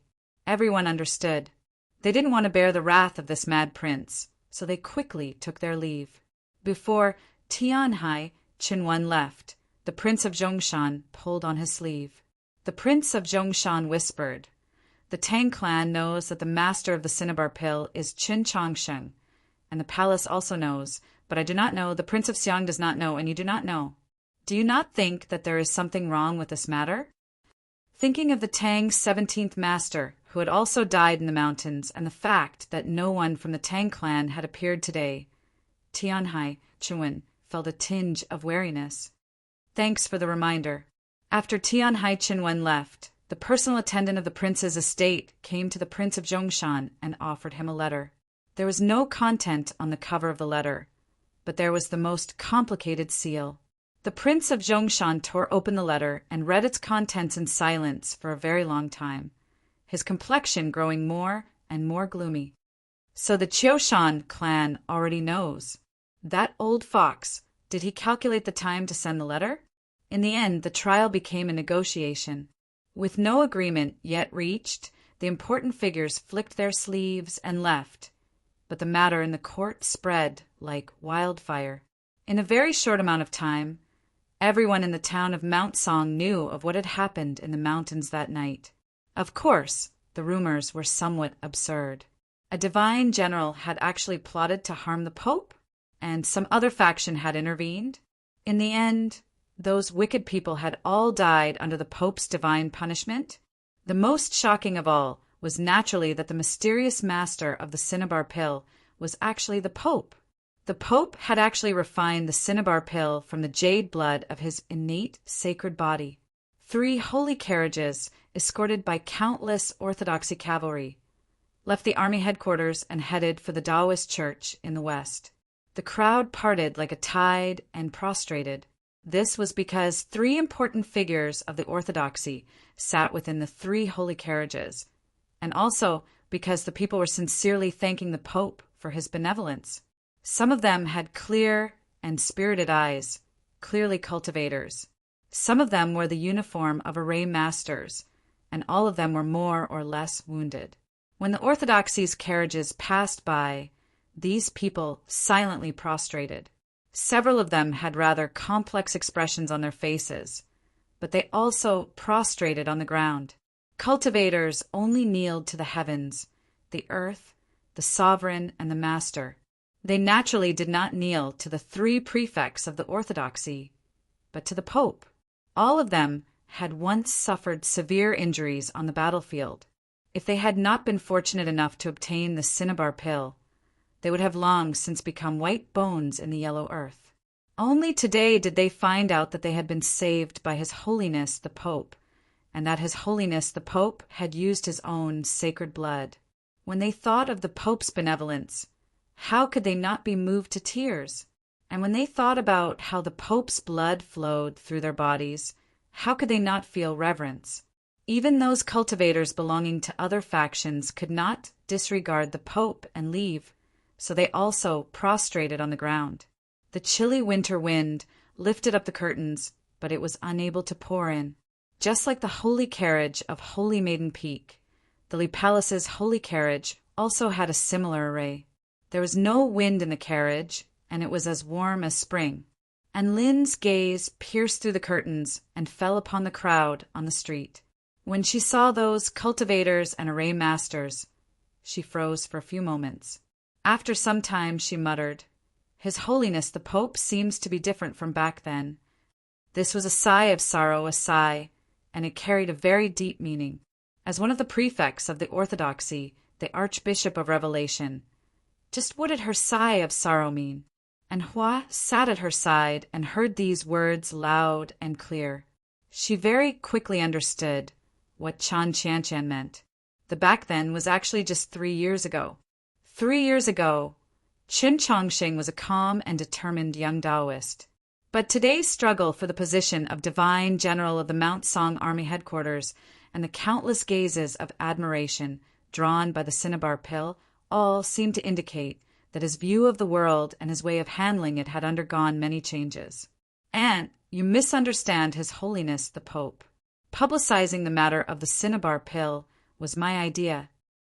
And Hua looked at Archbishop and Lin and solemnly said, "The journey of a saint naturally needs to be publicized. Only in this way can people be guided to do good, no?" And Lin faintly smiled at her niece and lovingly stroked her hair. She thought to herself, "You're now filled with reverence for His Holiness the Pope. So how could you know that the young Taoist who first entered the capital did not have words like reverence in his mind?" Chapter 807. Do you know just how dangerous your actions today are? I'm carrying out His Holiness the Pope's decree. What danger is there? And weren't His Holiness and the 2 archbishops hurrying over? And Lin thought to herself, this child has been cultivating in the 13 divisions of Radiant Green for so many years, unconcerned with worldly affairs, but she's still so naive. The 6 halls of the Lee Palace have lost their key for 3 years. It seems like they've been quietly defending, but they've actually been under enormous pressure this entire time. Her smile faded as she calmly and seriously said to Hua, "In the end, the Venerable Taoist is a saint of the Orthodoxy, and he is now the #1 person in the world. More and more people in the Orthodoxy are willing to follow in his footsteps. Even if His Holiness returns to the capital, he may not be able to control the situation. The Orthodoxy only has 1 pope." And Hua seriously said, "And His Holiness will always support His Holiness, right?" 3 years ago, when His Holiness the Pope returned to the Sea of Stars, I, Mao Cheyu, and the others received the final warning. So we will naturally protect him to the end. But... And Lin's gaze passed through the front wall of the carriage, probably resting on the carriage in front of her. In the end, the Venerable Taoist is His Holiness's teacher. I don't know what other people think. And Hua very seriously thought this over and felt that there was no need to think about this matter. To her, the Pope was the only divine being. Ling Haijiwang and Taoist Baisher sat in the same carriage. The gazes of these 2 prefects of the Orthodoxy never met. They were very calm, even somewhat cold. The cheers, praises, and kowtows from outside the window did not cause their eyes to waver. Only when a cold wind blew up a withered leaf and struck it against the window did Taoist Baisher's expression slightly relax. It seems that His Holiness's wanderings in these 3 years were not a waste of time. His methods have become much more ruthless. He still did not turn his head to look at Ling Haijiwang, his voice flat like that of a dead man. As the Archbishop of the Hall of Literary Glory, I actually only learned of the entire matter last night. His Holiness was able to conceal it even from us. It truly is admirable. Chen Chongsheng naturally had a way to communicate with the Lee Palace, or else 3 prefects of the Orthodoxy would not have been able to bring 2,000 Orthodoxy cavalry so quickly to the Mount Song Army headquarters. The problem was that Taoist Baisher did not know this method of communication, and in his view, Ling Haijiwang probably did not know either. Everyone was well aware that the relationship between Ling Haijiwang Qin Chongsheng and the Orthodox Academy was extremely terrible. If not for Chen Chongsheng, he might very well be the current pope. Taoist Baisher's words could be said to be an emotional sigh, a praise for the pope's wisdom, but it could also be understood as a provocation. Ling Haijiwang's face remained expressionless, just like the vast majority of the time. When the second withered yellow leaf struck the window lattice, he finally spoke, but it wasn't to reply to Taoist Baisher's sigh. Why hasn't anyone from the Tang family shown up yet? This turn of events was very sudden and stiff, so it sounded a little cold. Taoist Baisher frowned slightly. I don't know. Ling Haijiwang's gaze left the window and turned to Taoist Baisher. He turned his head, very slowly like a puppet. One could even faintly hear his cervical vertebrae grinding against each other, like a sword slowly being unsheathed.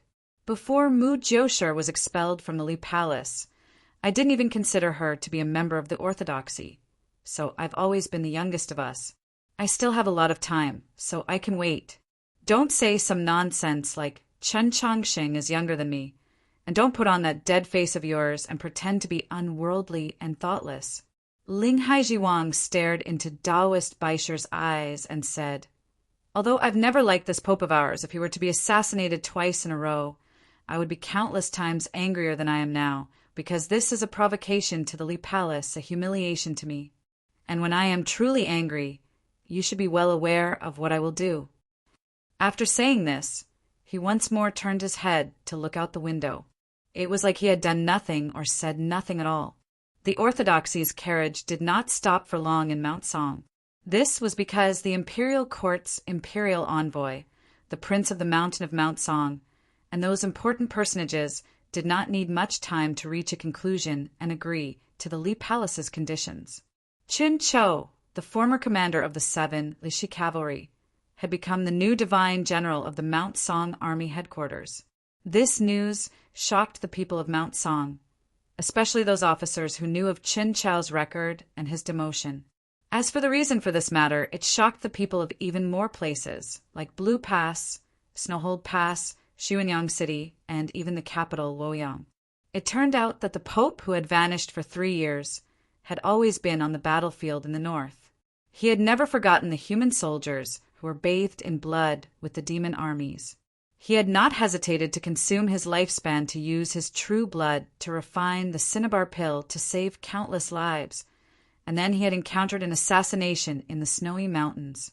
After 3 years of silence, the Li Palace had suddenly spoken, using this matter to forcefully seize the position of Divine General of the Mount Song Army Headquarters. What did this mean? The exiled Pope seemed about to reappear before the eyes of the world.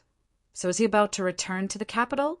Behind Mount Song, there were high mountains everywhere. Countless paths ran through the mountains, and crude pavilions or grass huts would often be built at the turns of the mountain paths. In the bustling world of the South, these grass huts or pavilions should be called parting pavilions or parting houses. They were used to prolong the time of separation and allow one to feel the sorrow of parting. Here, these pavilions or grass huts were only used to shelter from the rain or to rest for a while. On the battlefield, one could be forever separated from the heavens at any moment, parting by life and death. It was very difficult for a living parting to make one feel too much misery. Luo Bu used 2 fingers to hold the small wine pot as he gazed down the mountain at the mist-shrouded Mount Song. He was silent, his thoughts inscrutable. Qin Chongsheng and Nank stood at his side. Following his gaze, they realized that there was nothing there at all. After leaving Sloping Cliff Horse Farm and arriving here, according to their agreement, it was time to part. The mountain path split into 3 paths, south, north, and west. North was the descent of the mountain to Mount Song. North was the snowy plains, where one could encounter the demon wolf cavalry at any time. South was the crossing of the mountains, the crossing of the Xia River, and then several small mountains. In 2 days, one could see the silhouette of Hanzhou City.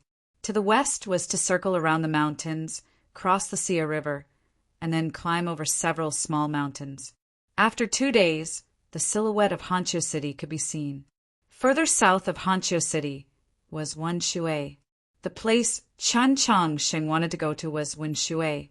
Luo Bu, on the other hand, was going to Mount Songshan to hand over his military seal and return home. After fighting in the northern snowy plains for nearly 5 years, he wondered if he felt a little reluctant to leave. The WeChat Q&A will be released on the official account today, because there are too many questions, all of them added up to more than 10,000 words, so it will be released in several parts. Today is the first part. Chapter 808. A mouthful of strong wine entered his throat, but Luo Bu's expression remained indifferent. Chen Chongsheng, on the other hand, felt a little reluctance to part with him. "Then we're leaving," he said to Luo Bu. Luo Bu picked up the small pot of wine and shook it, indicating that he understood, but he said nothing. Chen Chongsheng was rather unhappy. He thought, even if you don't want to speak in order to maintain your demeanor, shouldn't you at least let me drink a mouthful of wine before parting? In truth, he had been feeling rather strange these past few days. Ever since that drunken conversation by the mountain stream, Luo Bu's attitude towards him had undergone a very subtle change. It was very clear that he was no longer very willing to speak with Chen Chongsheng, let alone be intimate, but there was also no hostility. It was more like he was intentionally maintaining a distance, wanting to be a stranger. But he was also not a complete stranger, because whether it was when he was taking medicine or when he was feeding the horses in the meadow, he would always feel that Luo Bu was watching him from afar. This kind of watching was more like observing. Just why was this? Chen Chongsheng shook his head and no longer continued to think about these things. He could only classify Luo Bu as a strange person and lead Nank down the mountain path. From start to finish, even when his and Nank's figures had vanished into the winter pine forest, Luo Bu did not turn his head. He silently drank his wine towards the town of Mount Song. Rather than saying that he was sending off Chen Chongsheng, it was more accurate to say that he was sending off himself. When the strong wine in the pot was finally emptied, Luo Bu finally stood up and walked down the mountain. He did not directly report to the Mount Song Army headquarters. Instead, he chose a very unremarkable wine shop and walked in. He had the shopkeeper fill up the empty wine pot. Then he sat at a table by the window, ordered a plate of fried soybeans, and looked out the window. 3 fingers fell onto the plate. Without even looking, he would accurately pick up 2 fried soybeans each time and place them in his mouth, slowly chewing them. It was noon. The sunlight pierced through the thick clouds and shone on the streets of Mount Song, clearly illuminating the faces of the people. The newly appointed divine general of the Mount Song Army headquarters, Qin Chou, was escorted out of the main gate of the headquarters by his subordinates. He mounted his horse and began his first patrol. Seeing his old friend's clearly much taller figure, Luo Bu chuckled and raised his wine cup in celebration, praying in his heart that he would not die early. When dusk came, the sunlight became much dimmer. The glow of the setting sun was like a flame that burned the buildings on the street and the minds of the people.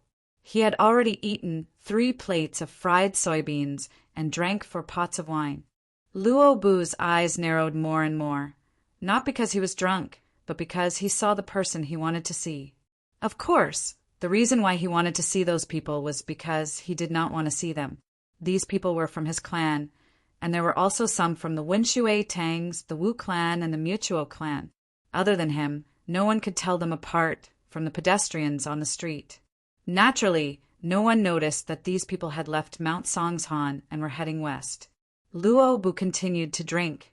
He drank for a very long time, but his eyes did not show any signs of drunkenness. On the contrary, they grew brighter and brighter. After a very long time, he finally sighed and stood up. He asked for a basin of clean water from a shopkeeper and very carefully washed his face and beard clean. Then he sang a song that no one in the north had ever heard before and left Mount Songshan to head west. Chen Chongsheng's injuries were still far from completely healed, but he could already walk normally. He had refused the dragon horse offered by Sloping Cliff Horse Farm, but with Nank's help his speed was not slow. He was many times faster than ordinary merchants. After leaving Mount Songshan, he traveled through the mountains and very quickly left the mountains behind him. At dusk of the next day, he and Nank arrived outside Hancho City. As he walked along the official road to the city, he noticed that the trees on the side of the road were rather damaged, and the forest on his left was particularly messy. If he carefully looked, he could see many new shrubs and willows.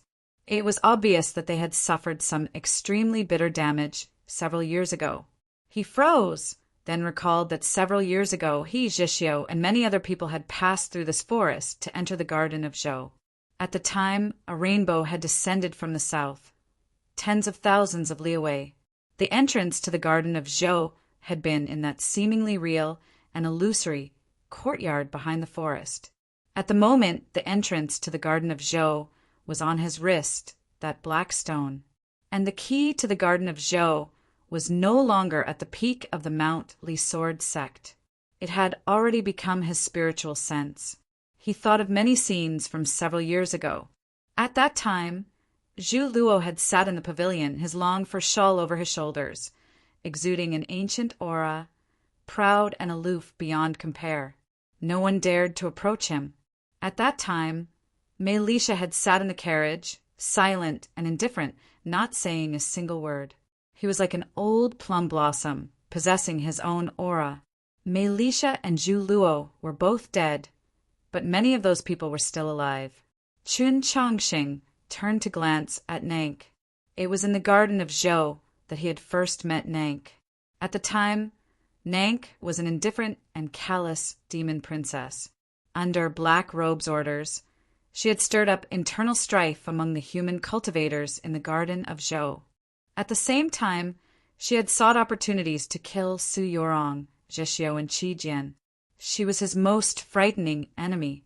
The current her was just a silly, ignorant little girl. She only knew to follow him, protect him, and wait for him. "I don't know if you'll still remember these days after you wake up," he sighed as he looked at Nank. Nank's hand grabbed a corner of his sleeve, her eyes still lifeless. She stared at Hancho City in front of them, completely unaware of what he was saying. It was very obvious that she had already completely forgotten her experiences in the garden of Zhou. Seeing her like this, Qin Chongxing could not help but sigh. On that night in the snowy mountains, she had risked her soul to save his life, so he naturally had to keep his promise. But even now, he did not know if he could cure her. And just as he had sighed with emotion, if he really did cure her, and she still remembered these days after she woke up, would she kill him? The closer they got to Hancho City, the denser the forest on either side of the road, the more willow trees there were. This was a very good indication of the qi of the city. Yes, every city had its own unique qi. The capital's qi came from the green of the mausoleum of books, Luoyang's qi came from the city walls, and Hancho City's qi came from the willow trees. In the past, Zhu Luo had loved willow trees, so there was a myriad willow garden outside Hancho City, and 10,000 willow trees were also planted in the city. Now, Zhu Luo had long since become a fragment of the star beneath the mausoleum of books, vanishing like smoke, but Hancho City was still the same as it had been in the past, bearing many of his marks. From a certain perspective, Hancho City was surnamed Zhu. The Zhu clan and the emotion-severing sect possessed supreme statuses and unimaginable strength in this city. But Chun Chongxing was not worried about encountering anything here, because there was probably no one who knew of his whereabouts. More importantly, Zhu Yi was already dead, so the Zhu clan did not have any extraordinary figures. As expected, his and Nank's entry into Hancho City went very smoothly. The soldiers at the city gate and those disciples wearing the sword robes of the emotion-severing sect had clearly not yet shaken off the shock of their clan head's death. They appeared particularly vigilant, but in reality, their eyes were filled with confusion and unease about the future. Chapter 809. The Willow Lodge was the best in Hancho City. It was adjacent to the most beautiful lake in the city and surrounded by a forest of ancient willows. It was the most tranquil in the spring and summer, But in the middle of winter, when the lake was frozen and the ancient willows were leafless, standing by the window and gazing at the scenery by the starlight would inevitably make one feel rather somber and miserable. In the darkness, Honcho City was extremely tranquil, devoid of any noise. It could even easily make one think of a graveyard. Wangpo was still in the south and had not returned to Tianliang County, but it seemed like the Zhu clan was about to wither until it was digested. Many changes in the world would come so suddenly that one would be caught unprepared. Nank's voice roused him from his thoughts. He turned and sat down on the bed. Nank took off his shoes and socks, and then placed his feet in the basin. She lowered her head and began to carefully scrub them. The temperature of the hot water in the basin was just right. It was not hot, nor would it feel cold after a while. She had presumably just personally tested it, just like on those nights at Sloping Cliff Horse Farm. In the days when Chen Chongqing was unconscious and unable to move after waking up, Nank had been responsible for feeding him and cleaning his body. He had tried many times to refuse, but he had been unable to convince her, just like tonight. My injuries are almost completely healed. In the future, can I do these things myself?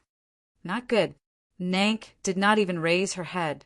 She could not remember anything, only that Chen Chongqing was the most important person to her. Then she should properly take care of him, ensure that he lived a healthy life and recovered as quickly as possible. Chen Chongqing thought it over, then very honestly said, "I'm not sure if I can cure your illness." "But only you can cure it, right?" Nank raised her head and stared into his eyes as she spoke. Because her soul had left her body, the distance between her eyes no longer widened, but her eyes still seemed rather lifeless. When she focused so intently on something or someone, it was actually rather frightening. But Chen Chongqing was already used to it. After washing up, Nank very naturally untied her luggage and laid out the bedding on the floor. However, she did not go to sleep. Instead, she very naturally took off her clothes and sat in front of Chen Chongqing. On those nights before leaving Sloping Cliff Horse Farm, Chen Chongqing had begun to treat her illness.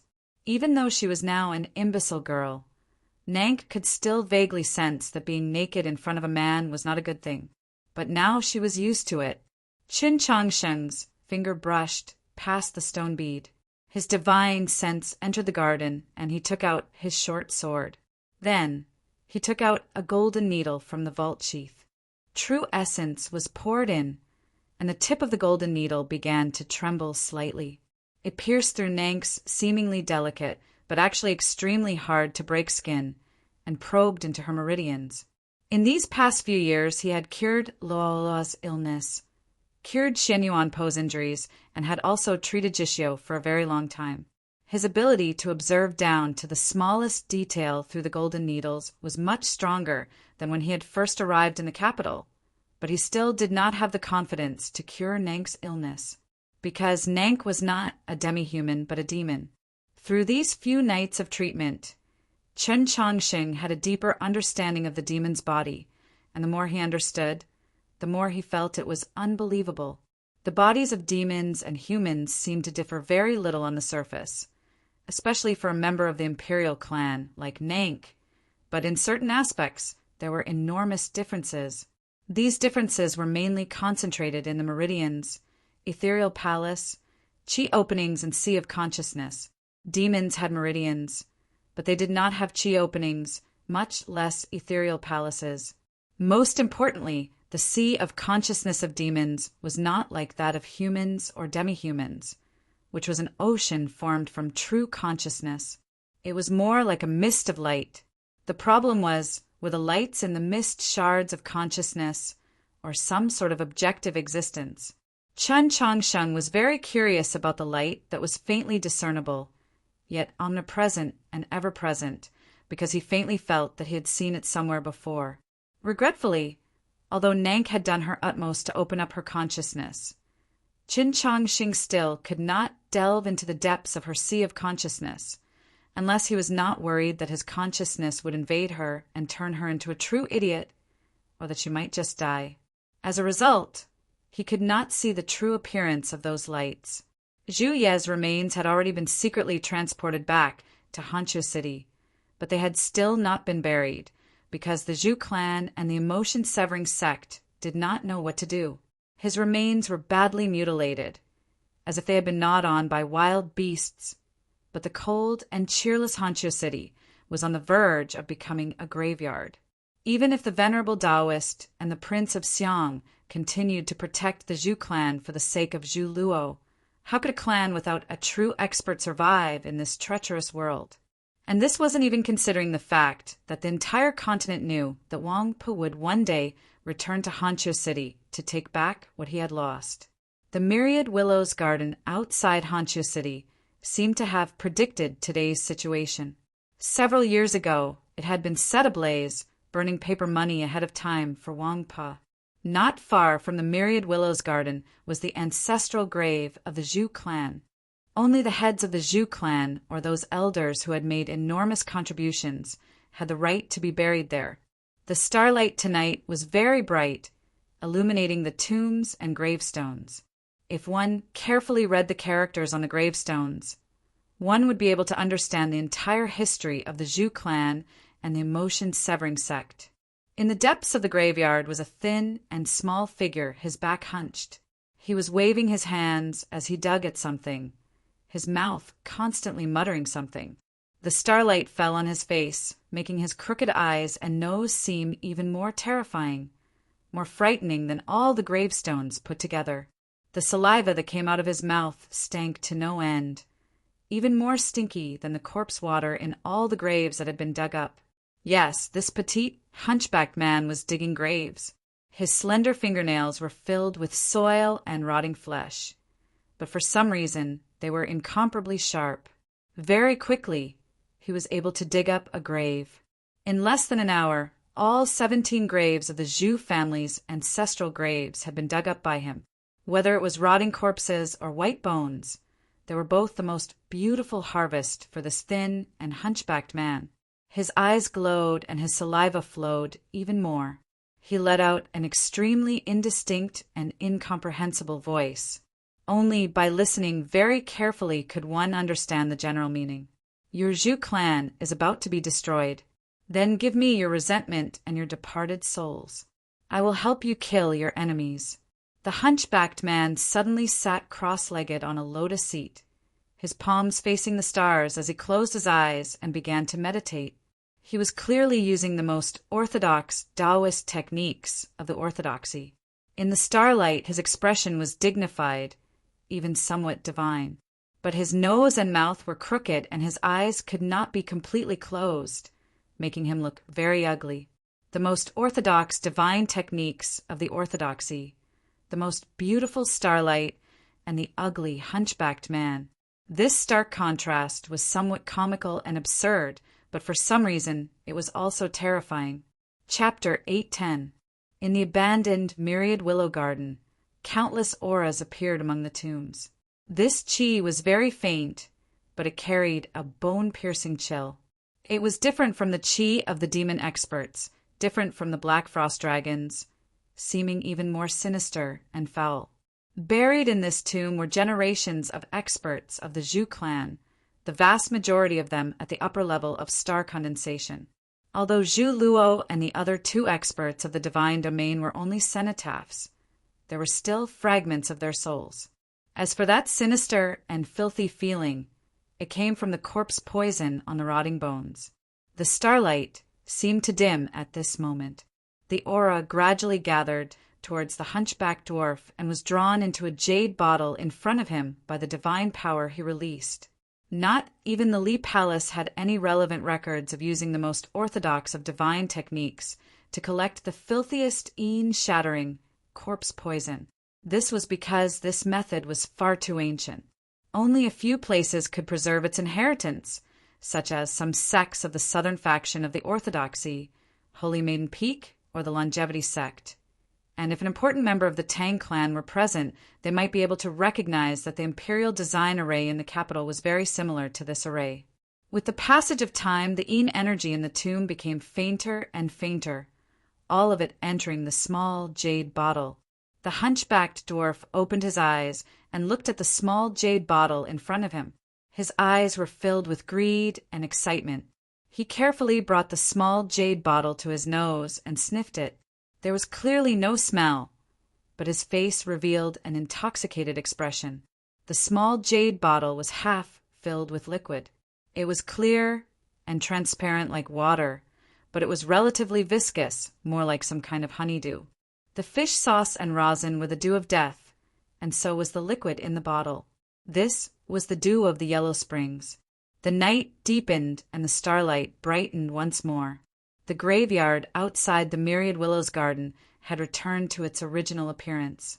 No one could see that this place had ever been dug up, and no one knew that the departed soul corpse poison of the past powerhouses of the Zhu family had already been collected away by some inconceivable method. The hunchbacked dwarf returned to the inn named Willow Lodge.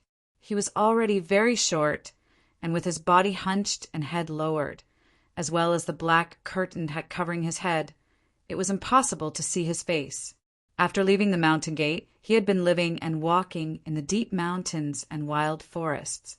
He rarely met people because he felt inferior. It was only after he had learned to dress like this that he felt somewhat satisfied. This was what he had learned from the great figure of the demon race that night on the snowy plains. He walked into the kitchen from the side door of the inn and squatted outside the window like a dog, looking at the sky above the courtyard wall, waiting for the arrival of the morning light. The sound of chopping onions and the chef's reprimand came from behind the window, which was then covered by the fog. He got up and walked into the kitchen. Looking at the label on the food box, he found his target. He took out a small jade bottle and dripped a few drops onto the plate. Today, Lu Su's breakfast was Hancho City's famous jade tofu. When the liquid from the jade bottle dripped onto the tofu, it looked like honey and was very appetizing. The food boxes were quickly taken out of the kitchen and sent to the corresponding guest rooms according to the labels, so that the guests could wake up in a good mood.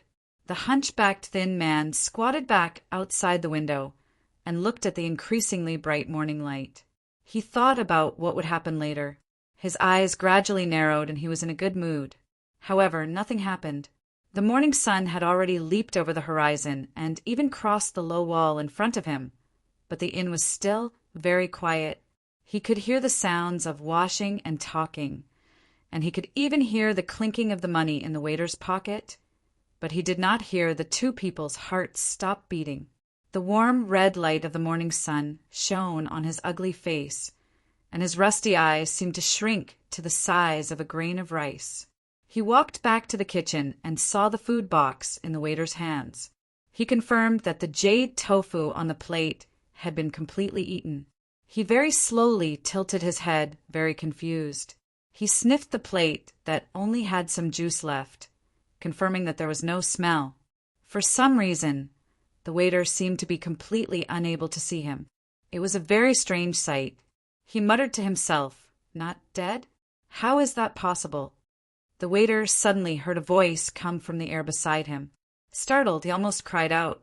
The reason he did not cry out was that a hand covered in black hair and scales had suddenly reached out of the air and grabbed him by the throat.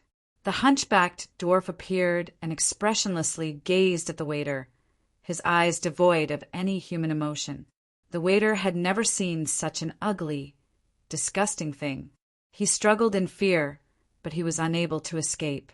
The hunchbacked dwarf thought for a moment, then carefully took out a drop of liquid from the small jade bottle and dripped it onto the waiter's face. In an instant, the waiter's body stiffened, and he could no longer struggle. A black spot appeared on his face, and then quickly spread to the rest of his body. In an extremely short amount of time, a living person had become a lifeless, pitch-black statue. Just like that, he died. The hunchbacked dwarf observed the waiter's transformation and thought to himself, "There's no problem." His facial features were all gathered together, and he seemed especially distressed. A chilly morning breeze blew in from the window, dispersing the remaining mist in the kitchen and simultaneously dispersing the waiter's corpse into countless strands of black smoke.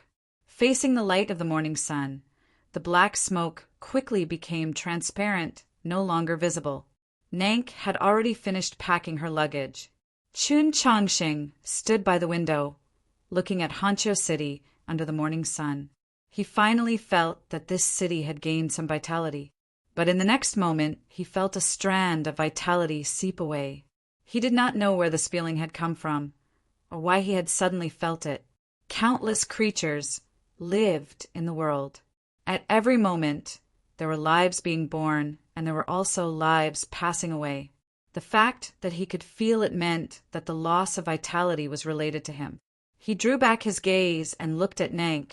Just at this moment, Nank also raised her head. Their gazes met in the air, and they saw the wariness in each other's hearts. Nank's gaze moved once more, ultimately resting on a certain spot on the floorboard in front of them. Passing through the floorboard would lead them downstairs to a room to the right. With a thought from Chun Changxing, countless sword glows appeared in the room. The countless rays of morning light coming in from outside the window instantly lost their color, their luster dimming.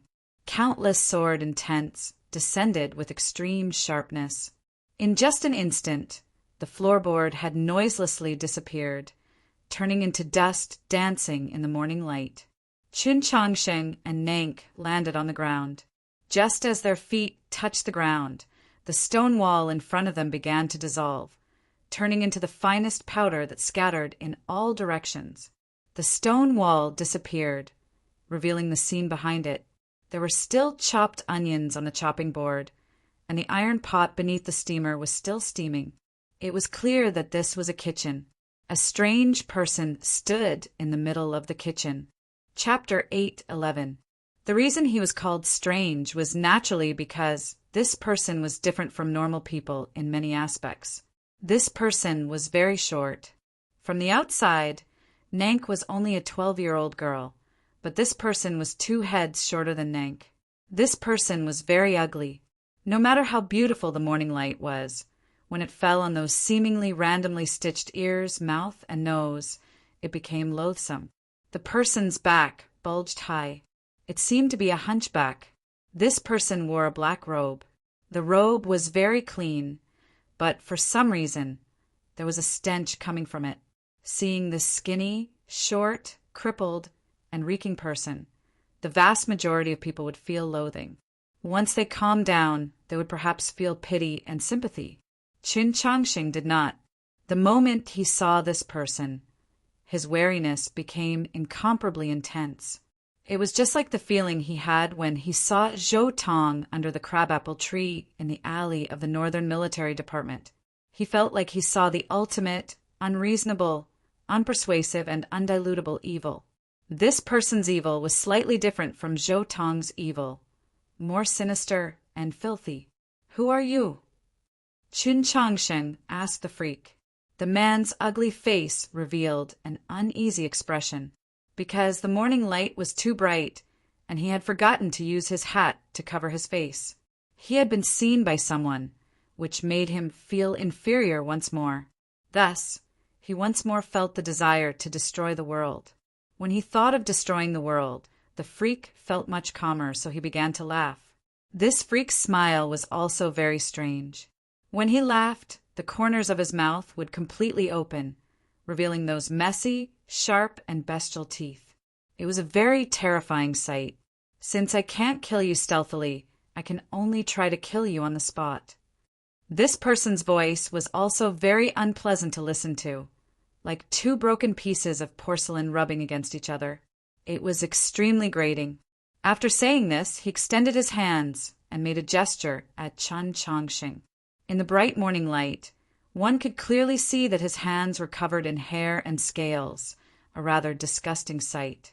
But Chun Changxing's attention was not on this, but on the gesture his hands had made. In reality, he had never seen such a gesture, but he was well read in the Taoist canon and had once seen a similar scene in a very ancient Taoist scripture.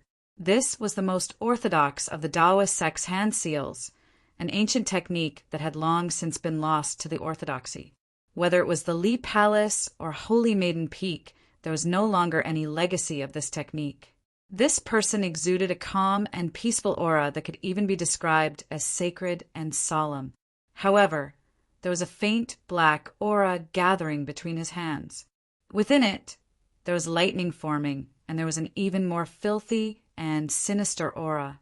To use the most orthodox and ancient divine arts of the orthodoxy, but to use the most sinister methods. Just what sort of monster was this? Chun Changsheng's pupils shrank. His right hand gripped the hilt of the sword at his waist. Seeing that this sudden battle was about to begin, no one expected that a new change would occur. The hunchbacked man suddenly looked up and said exasperatedly, "Why do you have so many helpers?" After saying this, his figure suddenly became illusory, and he was about to retreat out of the window. How could it be so easy to escape from Chun Changsheng and Nank's eyes? Countless sword intents were faintly discernible around the kitchen, sealing off all the exits. In a streak of clear light, Nank disappeared. Chun Changsheng was not worried that the freak would be able to escape. In such a short distance, there were not many people who could be faster than Nank, even if her two wings had mysteriously vanished. However, what happened next completely surpassed his imagination. At the same time that Nank disappeared, the freak also disappeared. Countless gusts of wind whistled through the air, bringing with them countless wisps of steam rising from the pot. The morning light, spilling through the window, incessantly flickered. It was very obvious that the two of them were moving at high speeds through the room at a speed that the naked eye could not follow. Even with Nank's lightning-fast speed, she was actually unable to catch the freak in a short amount of time. The wariness in Chun Changsheng's heart intensified, and the right hand that gripped the hilt of his sword slightly tightened. With several scrapes, several extremely clear sword slashes appeared on the beams of the room. Several swords pierced through the morning light and pierced towards a certain place. A roar filled with pain and anger resounded through the air. The freak was forced to reveal himself. A sword wound had appeared on his right shoulder, and a foul stench of blood slowly seeped out. Several dark green lights pierced through the air, grabbing at the freak's throat. They were Nank's fingers. Rip! The freak's clothes were suddenly torn to shreds. Two gray shadows appeared behind him, moving his body with unimaginable speed to the other side, avoiding Nank's attack. As it turned out, he was not a hunchback at all. The bulge on his back was actually a pair of wings. There were no feathers on those wings, and they looked more like gray balls of meat. They were rather disgusting, but they moved extremely quickly. The gray shadows moved wildly, bringing with them a foul stench of wind. The freak directly smashed through the stove. Rumble! Under the flurry of swords, the stove instantly disappeared, but there was no trace of the freak. Chun Changsheng and Nank stood next to the ruins of the stove, looking at the black hole in the ground in silence. Nank withdrew her spiritual sense and said, "It leads underground, and it's filled with filth. I don't know how he was able to pass through." Seeing this scene and hearing Nank's words, Chun Changsheng fell into deep thought. Or was it that extremely ancient Taoist scripture that had once described a similar scene? That was a story from an extremely long time ago. Tens of thousands of years ago, a pope, in order to pursue the realm of grand freedom, had once comprehended an extremely sinister cultivation method. It was to separate one's worldly thoughts from one's desires, creating a corresponding self outside of one's main soul. Through observing one's own body, one could comprehend the truths of the world, and then sever it with one strike of the sword, achieving true peace. That pope had made extremely ample preparations, but he had not expected that the evil soul would be even more sinister and terrifying than he had anticipated. It could borrow the turbid chi of the world to grow at an unimaginable speed. In the end, when he wanted to sever the thought, he had not been able to completely succeed, and even almost suffered a backlash from the evil soul. He had no other choice. At the final moment before his soul was completely polluted, he could only borrow the wills of the 12 sages from the Great Hall of Light to forcefully exterminate himself and the evil soul. Just like that, that pope of vast knowledge and incomparably profound cultivation, died. This Taoist technique, known as corpse severing, naturally became a forbidden technique of the orthodoxy, gradually vanishing into the long river of history. Who could have expected that this Taoist technique would reappear before his eyes today? Before that pope left, he had said to the archbishops of the Lee Palace that if the corpse severing was not successful, the Yellow Springs would appear. Could this monster be the Yellow Springs? At 8 o'clock in the evening, there's another chapter. Yes, after half a year, there are finally 2 chapters, even though there aren't many words. Shake hands. I wish everyone a happy weekend. Chapter 812. The 3,000 scriptures of the Taoist canon only contained records of that period of history, but no concrete explanation of that Taoist technique. Chun Chongxing could not confirm whether or not that monster was the legendary Yellow Springs. He wrote 2 letters, one to the Lee Palace in the capital and the other to Holy Maiden Peak in the south, hoping to obtain more information from these 2 places. That monster had clearly come to kill him, but he didn't know what it had done, or perhaps it hadn't had the time to do anything. Putting aside the mysterious origins of that monster, Chun Chongxing had already mentally prepared himself for this matter. The words that Ling Haijiwang had asked the Prince of Zhongshan to pass on to the Prince of Xiang in the Mount Song Army headquarters, with a stance that he wanted the orthodoxy to express to the entire continent. He was keenly aware that this was also the situation that he would soon face. This was only the beginning. It was just like when Su Li was heavily injured on the snowy plains of the land of demons and encountered something similar on his journey south. He was now the Pope, but the number of people that wanted to kill him was no less than the number that wanted to kill Su Li.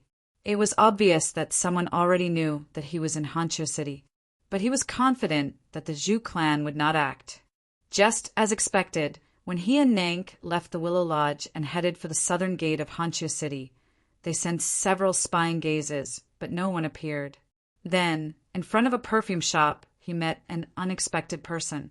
This person was dressed like a scholar, his handsome face brimming with an unconcealable arrogance, as well as a hint of inexplicable joy. He was called Bi Tianxin. He was dressed like a scholar because his father would often appear like this in front of the common people. His father was Bianhong and his mother was Wu Chongbai. Several years ago, in the capital, in order to suppress the Orthodox Academy, the new faction of the Orthodoxy, led by Ling Haijiwang and Daoist Siwen, pushed for the all-school martial exhibition.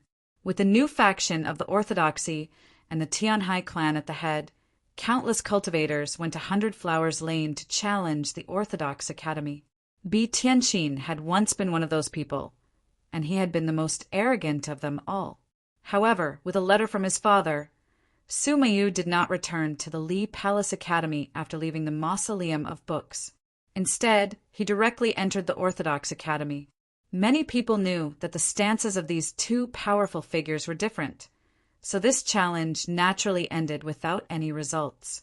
Bi Tianxin had never seen Chun Chongxing again. He had only seen this name from the mouth of the storyteller and from the imperial edicts. Only today, in Hanqiu City, far from the capital, did he once again see that unremarkable face, one that he was not familiar with, but one that was absolutely unforgettable. Could he not help but be dumbfounded? He had come to Hanqiu City to represent the elders of his clan in discussing some matters with the Zhu clan, but more importantly, he had come to see someone. He had never expected to see Chun Chongxing here.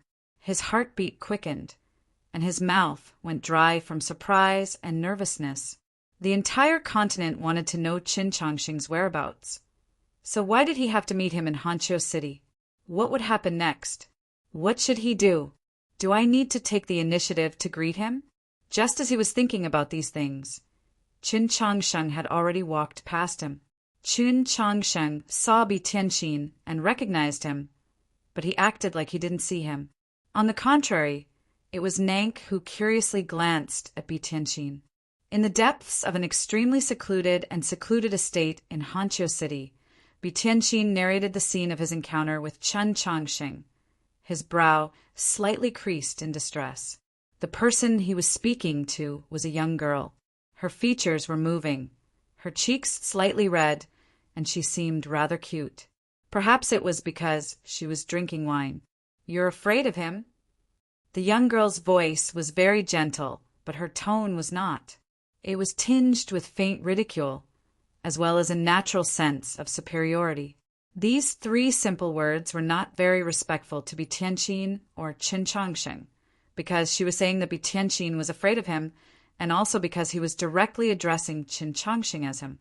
Bi-Tianxin was the only son of two storms of the 8 directions, and Qin Changsheng was the Pope.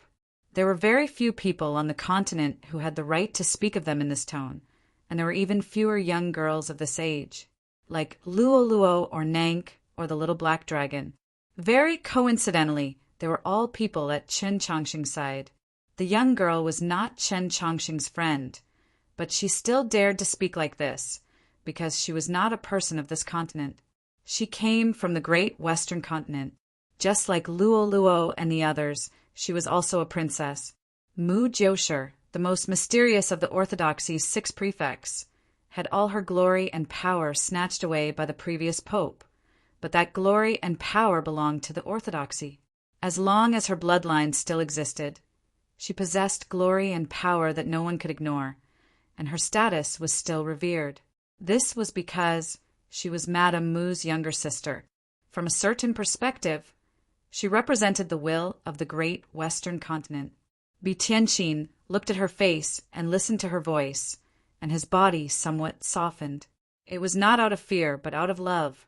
3 years ago, when they had coincidentally met in the capital, he had fallen in love with her, loved her to death. No matter how one looked at it, she was worthy of his love, had the right to be loved by him, and was his most suitable marriage partner. So even though her words were filled with ridicule and contempt, he still did not get angry. He only wanted to explain that he had no other choice. Who would be afraid of that fellow? It's just that he's the Pope right now, and little sure you're a person of the great Western continent. So it naturally doesn't matter, but I'm still different. It was obvious that Mu Jiushi did not care about his explanation. She put down the wine pot and walked into the courtyard. She gazed at the somewhat gloomy sky. After a few moments of silence, she suddenly asked, "Why did he come to Hanqiu City?" Bi-Tianxin thought this over, then solemnly said, "Could it be that he wants to go to Wenxue?" Anyone could see through this, so is there any need to think about it? Mu Jiushi did not turn around, so Bi-Tianxin could not see the hint of ridicule on her lips. He could only hear her praise. "Brother B's words are very reasonable. Then we should immediately notify the capital and Wenxue." Bi-Tianxin smiled. "Relax, I'll do it in a little while." Mu Jiushi softly said, "Don't mention me." Bi-Tianxin's smile faded as he sighed. "Little sure, I know that your great Western continent is not as calm as it seems on the surface. Back then, even Madame Mu was forced to leave her home, let alone you. Thus, you don't dare to let others know of our matter. But you really don't need to be afraid of anything. As long as my parents know of this matter, would your elder brother dare to do anything to you?" Mu Jiushi turned around and asked, "But your parents, what would they think?" Bi-Tianxin gazed deeply at her and said, "As long as I like it, my parents will definitely like it." Mu Jiushi seemed moved. Walking up to him, she looked into his eyes and softly asked, "How much do you like me?" With his lover before him, Bi-Tianxin was incomparably satisfied. He sincerely said, "I'm willing to die for you." Mu Jiushi lightly leaned against his shoulder. Gazing at the ancient scholar tree in the courtyard, she softly said, "Truly good." Her hand was placed on his chest.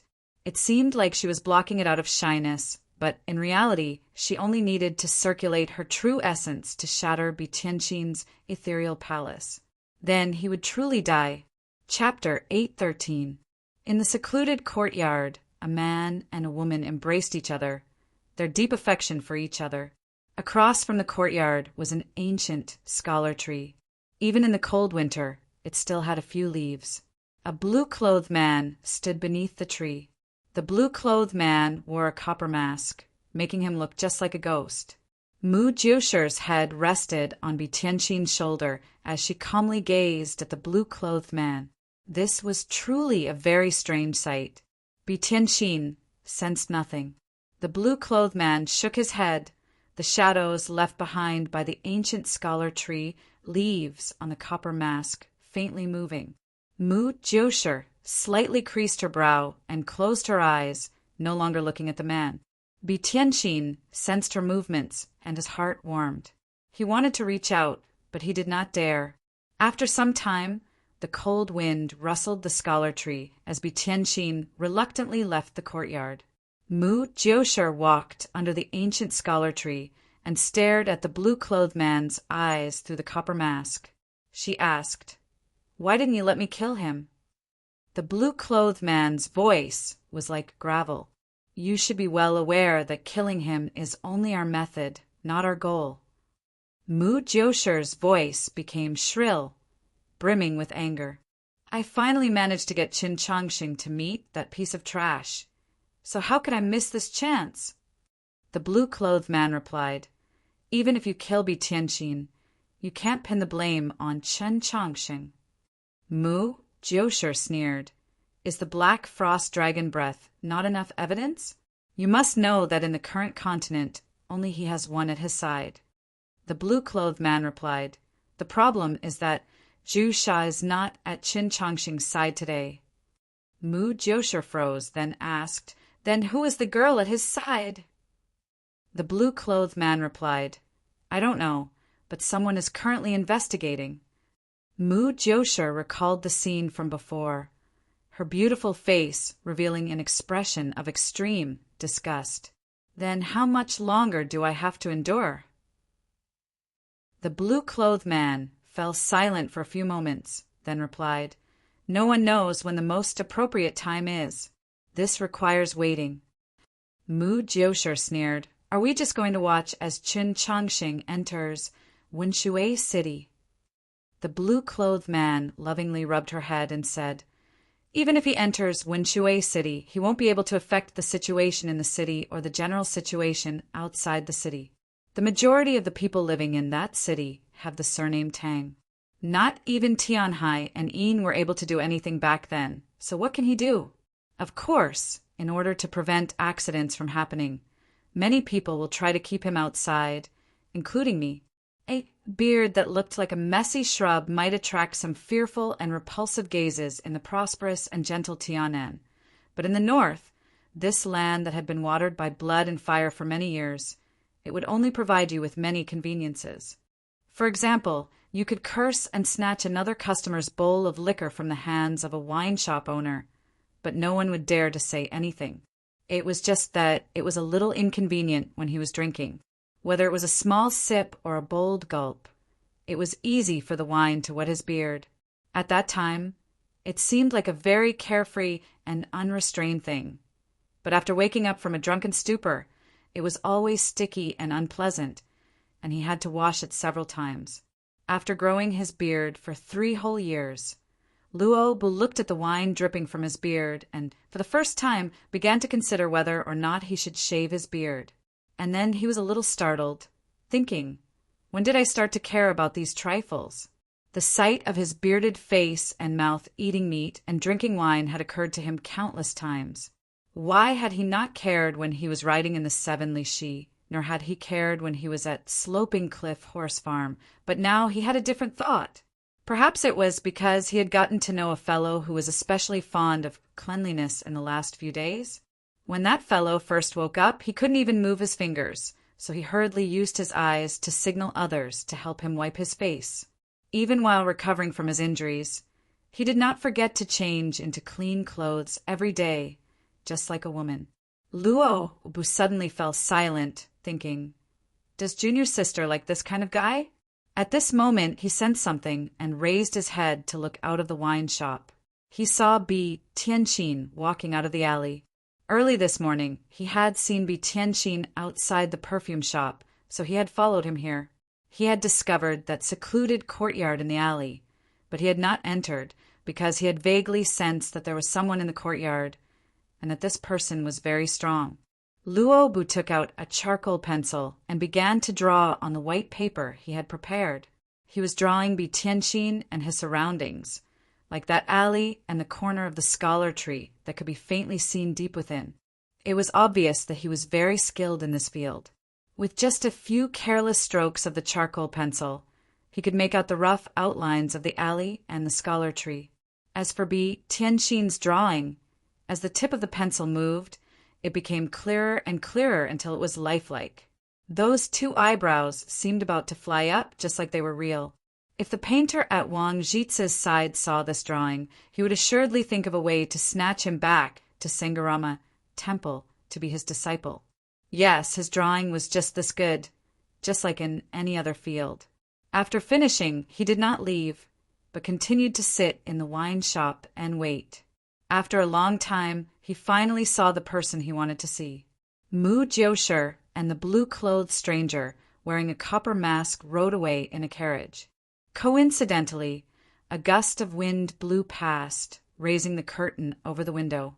It was just a glimpse, not even enough to leave a sufficiently clear image in the eyes of a person, but Luo Bu's brush could. It didn't take long for a painting to be completed. This painting was extremely rich in detail, faintly possessing its own charm. Anyone who knew Mu Jiushi and the blue-clothed stranger would never mistake it for someone else. As he gazed at the two people in the painting, Luo Bu arched his brows and said, "The great Western continent truly does have ambitions, but just who will it fall on?" Chen Changxing did not believe that his meeting with Bi Tianxin in Hanqiu City was a coincidence, as the probability was too small. This meeting had most likely been arranged by someone else, which also meant that his whereabouts were no longer a secret.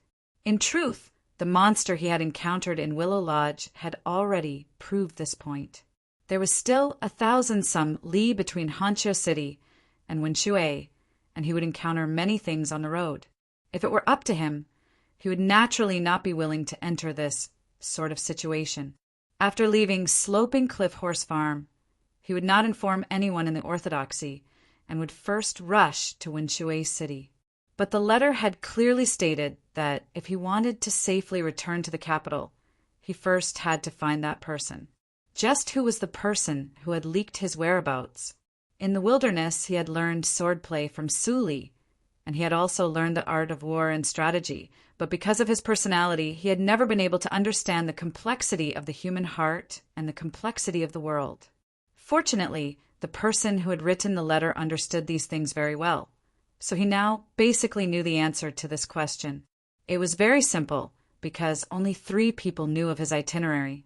Chen Changxing gazed at the white stones on the side of the road in silence for a very long time. In the following period of time, the first chapter will probably be updated in the afternoon. If it is not updated by 9 o'clock in the evening, then it means that there will not be a second chapter, so everyone does not need to wait. If a situation like the 3rd chapter mysteriously occurs, I will inform everyone.